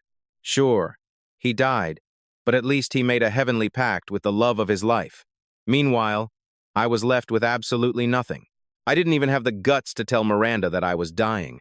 "Mr. Lee, why are you crying?" Chloe asked, staring at the tears pouring down my face. I quickly wiped my cheeks, stammering, It's nothing! The wind's just really strong today. Must have caught some dust in my eyes. Mind you, there wasn't even a breeze. But Chloe didn't call me out. She knew damn well I was falling apart on the inside, despite my calm act. I mean, staring death right in the face? Who wouldn't be terrified out of their mind? Plus, I was still way too young to go. Chloe kept sighing, complaining that the universe was so unfair. How could someone as sweet as me have their life cut so tragically short? "Mr. Lee, let me read you the news," she said. It was our little daily routine. Since I'd gone totally blind, Chloe would always hunt down the funniest, weirdest news to read out loud. She whipped out her phone, scrolled a bit, and dramatically cleared her throat. Get this. A married couple daydreamed about winning a $5 million lottery and ended up in a massive fistfight over how to split cash they didn't even have. And here's a student named Lee who snagged a gorgeous, youthful girlfriend online, only to meet up and realize it was actually his roommate's mom. Oh, and a robber swiped over $10,000 in cash, got pickpocketed right after, and literally called the cops in a total fit of rage. She rattled off a few more, but I could only force a weak smile just to humor her. Not a single real laugh left in me. She could tell I was totally crushed today. "Mr. Lee, what is going on with you today? Are you hurting somewhere?"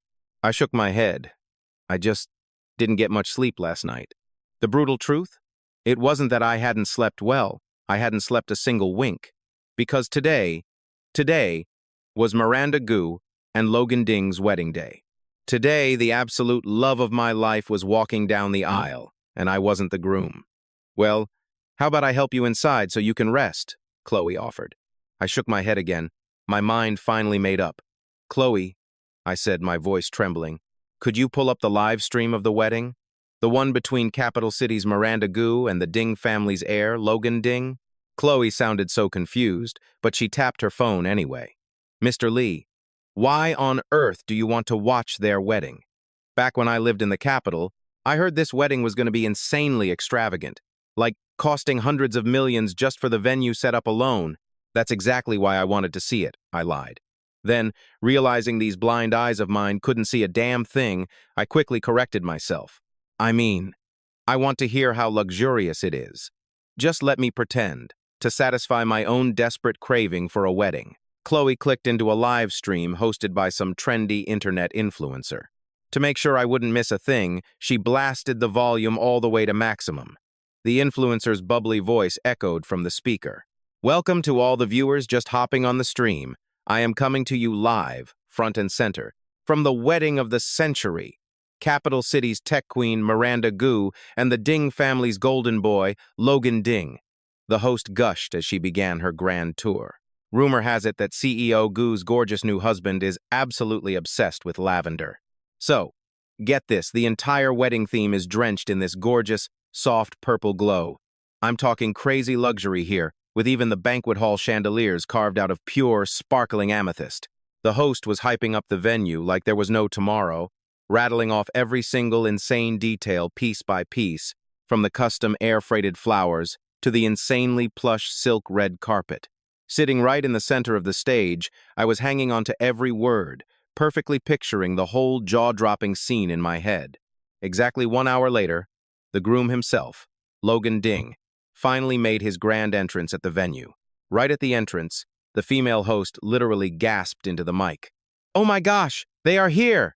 They are actually here! The bride and groom are hitting the stage right now. Guys, do not even think about leaving this live stream. Do not swipe away." But then, Logan Ding stepped onto that red carpet wearing a basic black suit, his eyes totally dead set as he marched toward the stage. The host sounded completely lost. "Wait, this is super weird. Why is it just the groom? Where on earth is the bride? And hold up, weren't all the online rumors swearing that their outfits were supposed to be this epic lavender theme, custom designed by Miranda Gu herself? So why the heck is Logan Ding out here today wearing some totally standard, off-the-rack suit?" Ignoring the whispers, Logan walked dead center onto the stage, grabbed the mic, and stared down at the massive crowd of guests. "Welcome, friends and family, to everyone who flew in from all over to be at our wedding today. I just want to give my deepest, most genuine thanks to every single one of you. But before we kick off the banquet, I have a massive announcement to make. And that is, today's wedding is officially canceled." Boom! The absolute second those words left his mouth, the entire crowd exploded into total chaos. I mean, canceling $1 million wedding right at the altar? That is just wildly insane. Everyone started intensely whispering and arguing, while the host gasped in pure shock. The bride is totally MIA from her own wedding, leaving the poor groom entirely by himself in this massive banquet hall to drop the bomb that the wedding is off. Guys, there has got to be some earth-shattering drama hiding behind this. Did the bride seriously cheat on him right before walking down the aisle? I was honestly paralyzed by the sheer shock of it all. How in the world could their perfect wedding actually be canceled? Why hadn't Miranda Gu shown up to her own big day? A million wild, crazy theories started flooding my brain all at once. Gripping the mic tight, Logan kept going. "Listen, canceling this wedding was a completely mutual decision made by both Miranda and me. The way we see it, marriage is something deeply, incredibly sacred. Right on the eve of the wedding, it hit us that we just aren't the right fit for each other. You can't just settle or fake it when it comes to marriage. And honestly, that is one thing we both agree on 100%. So, rather than trapping ourselves in a loveless marriage only to grow cold and eventually tear each other apart, we chose to kill this mistake before it even started." Logan gave a really deep, respectful bow to the stunned crowd. "Once again, thank you all so much for showing up today. Miranda has already made it crystal clear that every single penny spent on this banquet is going straight on her tab. So please, just treat this banquet like one giant hangout with friends." Suddenly, a sneaky reporter who broke in shouted a brutal question. "Mr. Ding, if pulling the plug on this wedding was truly a mutual choice between you and President Gu, then why is she totally MIA right now, leaving you stranded up there alone to take the heat for a PR disaster of this scale?" Here is the crazy twist. Yesterday, right before catching a flight, Miranda Gu had called Logan, telling him she was flying straight to Provence to hunt me down. As for their so-called wedding, she promised to have her assistant drop a cancellation statement directly from her personal socials. That way, when the news finally dropped, every ounce of the toxic online hate and nasty rumors would target her, keeping him totally bulletproof and unharmed by the broken engagement. But Logan flat out refused, telling her to just focus on finding me with zero guilt and absolutely no baggage holding her back. He swore he could handle the wedding fallout all on his own. Deep down, he just wanted to stand guard for one final shift to honor his own heartbreaking, unrequited love. That is exactly why he still suited up today. At least in this lifetime, he could pretend he actually got to marry her just this once. Sure, his love for Miranda didn't even come close to mine, but there was no way he was going to let his feelings look cheap or pathetic.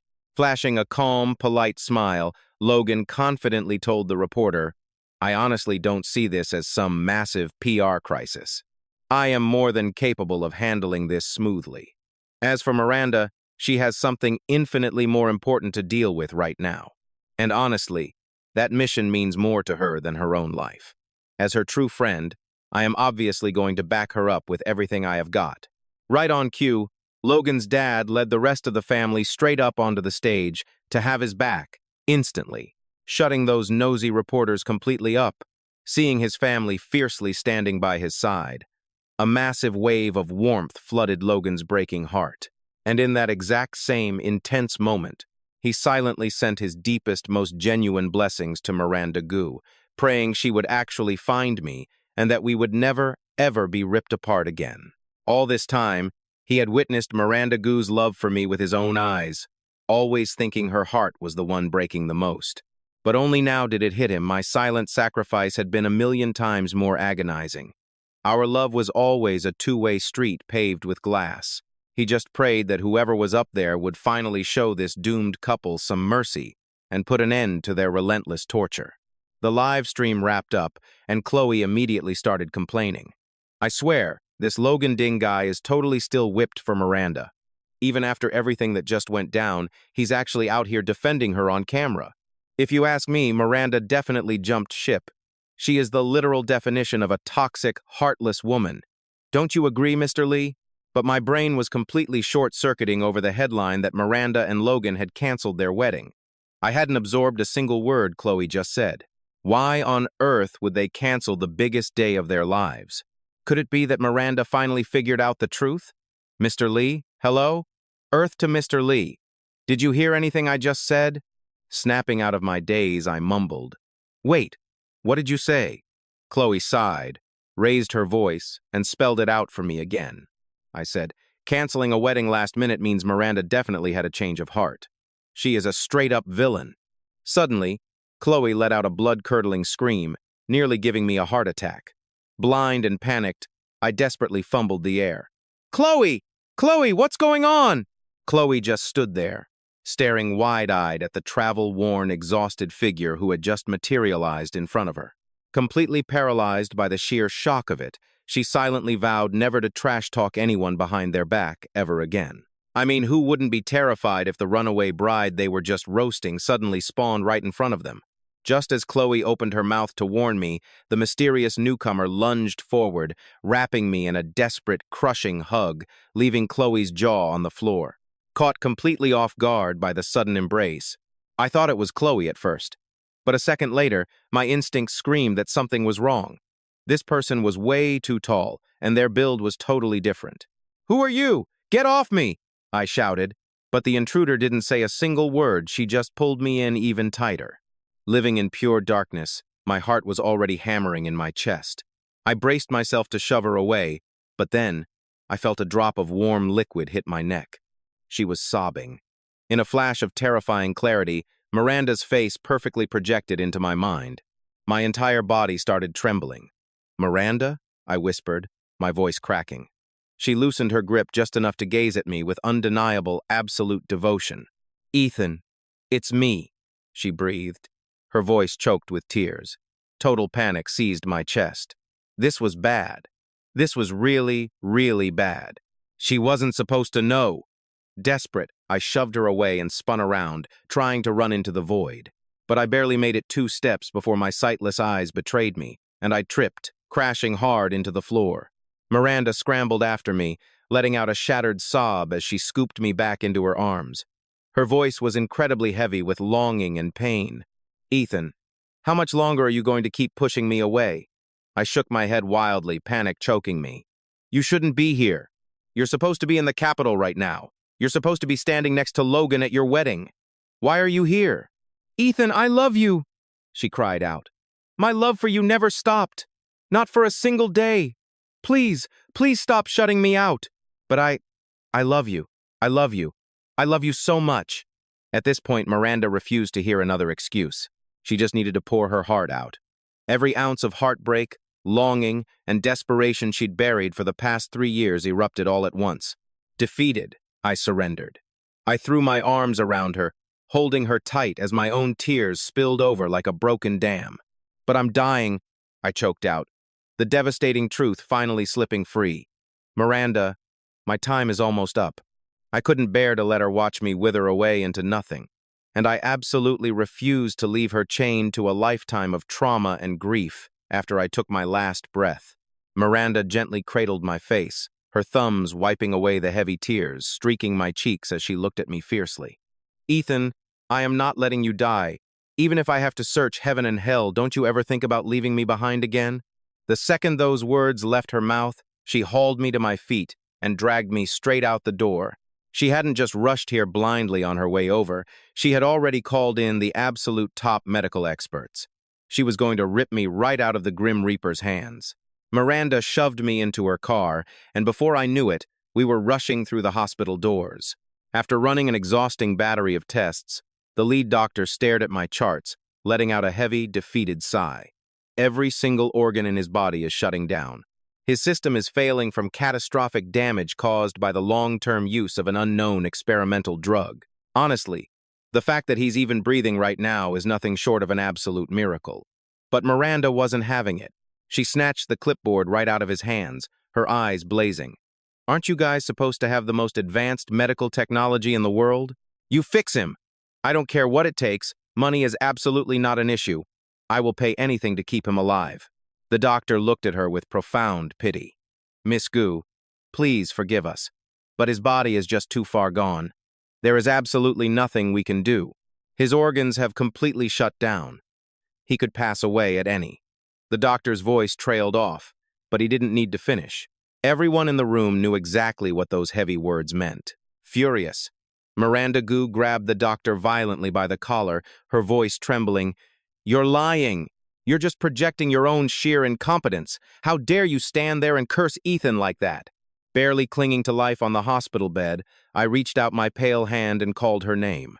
The second she heard me, she let go of the doctor and rushed over, desperately grasping my hand. Ethan, I'm right here. My voice was little more than a whisper as I replied. Miranda, take me home. I know my own body better than anyone. Don't give the doctor a hard time anymore. She shook her head frantically. No, Ethan, don't listen to his garbage. You're fine. You're going to be completely fine. You're going to recover, and we'll live a long, happy life together. I just smiled sadly. Miranda, please, just take me home.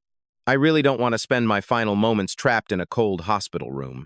Miranda stroked my hair, coaxing me with a soft, desperate gentleness. Ethan, please be good. This place is just utterly useless. I'm going to take you to a much better hospital. I sighed. Miranda, stop lying to yourself. Just being able to see you one last time before I die. To feel the warmth of your cheek once more. That is all I need. I am completely at peace. Refusing to give up even a shred of hope, Miranda rushed me to another top-tier hospital, but the grim diagnosis remained exactly the same. Every single organ in my body had reached its absolute breaking point. I was a ticking clock, ready to stop at any given second. Because of my stubborn insistence, Miranda finally relented and drove me back to our cozy wooden cabin by the lavender fields. The entire ride home, she was paralyzed by overwhelming dread, holding me incredibly tight, not even daring to blink for a fraction of a second, absolutely terrified that if she looked away, I would quietly close my eyes and leave her forever. Sensing her crushing panic, I slowly raised my hand, tracing up her arm to gently cup her cheek, trying to bring her some comfort. Miranda, don't be scared. Miranda's eyes were deeply bloodshot, brimming with unshed tears. She lowered her head, burying her face into my fragile chest. Ethan, why did you have to be such an idiot? I would have 1,000,000 times rather died myself than see you ruined like this because of me. I smiled weakly. Miranda, if our roles had been reversed 3 years ago, what would you have done? Miranda fell silent, genuinely wrestling with that heavy question, but in the end, there was really only one possible answer in her heart. If the tables had been turned 3 years ago, she would have undoubtedly made the exact same sacrifice. Why? Because we loved each other vastly, more than we cared about our own lives. Still, Miranda stubbornly fired back, I definitely wouldn't have been as stupid as you. I would have dragged you down the aisle and married you. And then, after you died, I would have totally forgotten about you in a few years and married some other guy.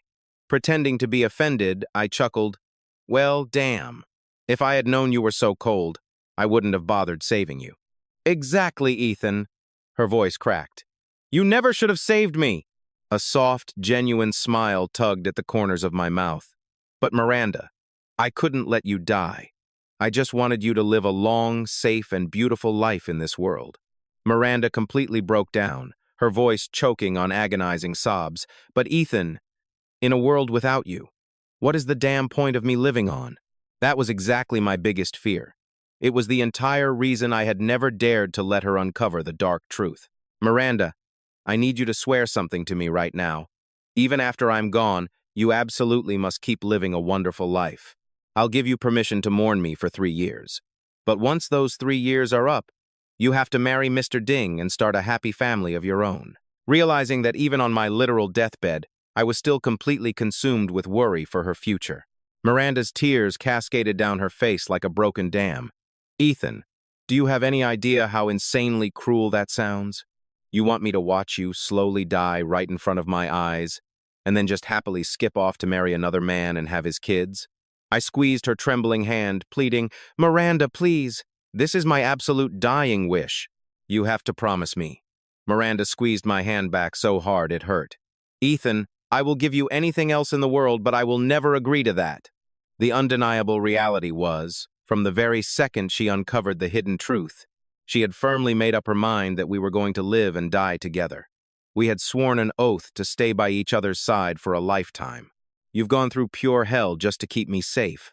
How could I ever be so heartless as to abandon you now and let you walk into the dark all by yourself? Ethan, listen to me. Whether we're bound for heaven or straight down to hell, I am riding with you to the bitter end. Hot tears silently slid down my cheeks, one after another. How? How can you be so incredibly foolish? Why do you always have to be so damn stubborn? Miranda gently reached out, wiping the wet streaks from my pale face, whispering, Literally anyone else on this earth can call me a fool, but you don't get that right, because you are 1,000, no, 10,000 times more foolish than I'll ever be. My heart violently twisted with a bittersweet mix of overwhelming love and utter despair. I knew I couldn't change her mind. She was dead set on following me into the grave, but I absolutely refused to let her die.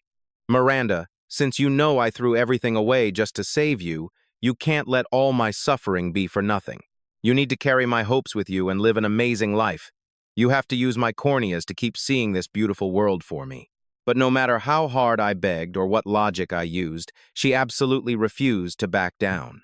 When we finally pulled up to our secluded wooden cabin, Miranda quickly reached out to help me out of the passenger seat. Frustrated by her stubbornness, I angrily yanked my hand away, but she just smiled, completely unbothered by my little tantrum. In her eyes, my explosive anger just made me look like the lively, spirited guy I used to be. She carefully guarded my back the whole way to the cabin. Once inside, I collapsed onto the bed, pulling my knees to my chest and curling into a tight ball as I cried out Chloe's name. Miranda Goo cut right to the chase. There's only one room here. I had booked a hotel room for Chloe. Now, it was just me and Miranda totally alone in this cabin. She refused to let me out of her sight for even a single second. Miranda brought over a basin of water to help me wash up, but I fought her every step of the way, even kicking the water basin clear across the floor. With unbelievable patience, she cleaned up the entire mess without a word, then brought over fresh water to gently wash me. As she wiped down my fingers, her eyes locked onto the tiny, jagged scars scattered across my palm. All the brutal memories of how she'd hurt me came flashing right back into her mind. Dropping down on one knee, she bowed her head and pressed a soft, trembling kiss right into the palm of my hand. It was a gesture of total surrender and absolute regret. Ethan, I am so sorry, she choked out. I was totally blinded by my own stupid, toxic jealousy. For those 3 years you were gone, I didn't stop thinking about you for a single second. There were days I desperately wanted to track you down, but I was terrified of finding you and Natalie Lou happy together. That little show you and Natalie put on back then, it haunted my nightmares for a really, really long time. And then you just showed up out of nowhere trying to pawn off that seashell bracelet to me for cash. God, I was so thrilled, but I was so insanely angry too. Thrilled because you had actually kept the bracelet I gave you, but furious that you'd just toss it back to me for $51,000. I completely lost my mind and did so many horrible, unforgivable things to you. Ethan, Our time is running out. Are you really going to spend our very last moments together hating me? My throat felt incredibly tight. Miranda, since you already know I'm dying, I'm only asking you to grant me one last dying wish. Please, just live a good life. But I don't want to, she cried. Ethan, you have absolutely no idea how agonizing it was. Surviving those 3 years without you was pure hell. Hearing her voice break like that, my defenses crumbled. I reached out to pull her up from the floor, only for my fingers to brush against her soaked, tear-stained cheeks. She was sobbing again, and my heart just completely melted. Miranda, since when did you become such a crybaby? I whispered. Miranda Goo didn't even try to hide it. I've never been as strong as you. Did you forget about the very first time we met? I was crying my eyes out back then, too. I fumbled blindly until I caught her hand, pulling her in close to my side. Miranda, fate has already been brutally unfair to the both of us. I went through absolute hell just to beat it this one time, just to make sure you get to live. Please, don't make me lose, okay? That was the very first time I'd ever cursed out loud about how unfair destiny was, dragging us through a lifetime of chaos and pure suffering. Miranda Goo finally caved, just for me. She wanted to give me the victory of knowing I'd finally beaten this twisted fate. She swore to me she'd live a good life, even if surviving without me meant nothing but pure agony. That night was our first time sleeping soundly, wrapped in each other's arms, in over 3 long years. I slept like the dead, but Miranda barely dared to shut her eyes. Every few minutes, she'd lift her head to check on me, terrified I would just silently slip away into the night. When I woke up early the next morning, I felt a soft kiss on my forehead, and a smile instantly crept onto my lips. This was exactly what I used to dream about. Waking up every single morning wrapped up in the arms of the woman I love. Even if the world ended tomorrow, I knew I had the courage to face it now. Then, Miranda whispered right into my ear. Ethan, let's get married. You still owe me a wedding. I froze up completely, stammering out. But Miranda just raised her hand, pressing her fingers softly against my lips. No buts. There are absolutely no buts. All you have to do is say, I do. Leave everything else to me. I do, I replied. My time was truly ticking down to the wire, and from that moment on, I refused to waste even a fraction of a second more. After we got out of bed, Miranda personally whipped up an incredible breakfast for us. The second we finished eating, we headed straight out to grab our marriage certificate at the local registry. By that afternoon, the wedding outfits she had personally designed were air-freighted right to our door. I reached out, tracing the intricate patterns on the groom's suit, and asked softly, Is this the one you made for Mr. Ding? Miranda smiled sadly. It is, but it isn't. The style is almost identical to the one Logan tried on back then, but I tailored this exact piece with my own 2 hands. Come on, Ethan, let me help you get dressed. Our wedding ceremony ended up being incredibly simple. Right in the middle of a massive, endless field of purple lavender, her assistant and Chloe stepped up to act as the officiant and our witness. Groom, Mr. Ethan Lee, are you willing to take Miss Miranda Goo to be your lawfully wedded wife? To enter into this sacred covenant of marriage with her, in sickness and in health, in poverty and in wealth, or for any other reason, to completely love her, to cherish her, respect her, and accept her unconditionally, and to remain utterly faithful to her forever, until the very end of your life? Marrying her was a desperate dream I had held on to for a very, very long time. Now, that impossible dream was finally turning into a reality. With everything I had, I called out in a loud, clear voice, I do. Bride, Miss Miranda Goo, are you willing to take Mr. Ethan Lee to be your lawfully wedded husband? To enter into this sacred covenant of marriage with him, in sickness and in health, in poverty and in wealth, or for any other reason, to completely love him, cherish him, to respect him, and accept him unconditionally, and to remain utterly faithful to him forever, until the very end of your life? With a gentle, breathtaking smile on the corners of her lips and heavy tears glistening inside her eyes, Miranda whispered, I do. Now, the groom may kiss the bride. I lifted her delicate wedding veil, and just like that very first time we shared a kiss, with my heart racing from nervous excitement, I slowly leaned in closer to Miranda. A gentle, soothing breeze drifted past, bringing sweet waves of floral fragrance along with it, feeling exactly like a beautiful blessing bestowed upon us by nature itself. But following our perfect marriage, my failing body grew weaker and weaker by the day, frequently leaving me completely unconscious for an entire day at a time. And whenever this happened, Miranda would guard my bedside without moving a single inch, resembling a completely silent statue.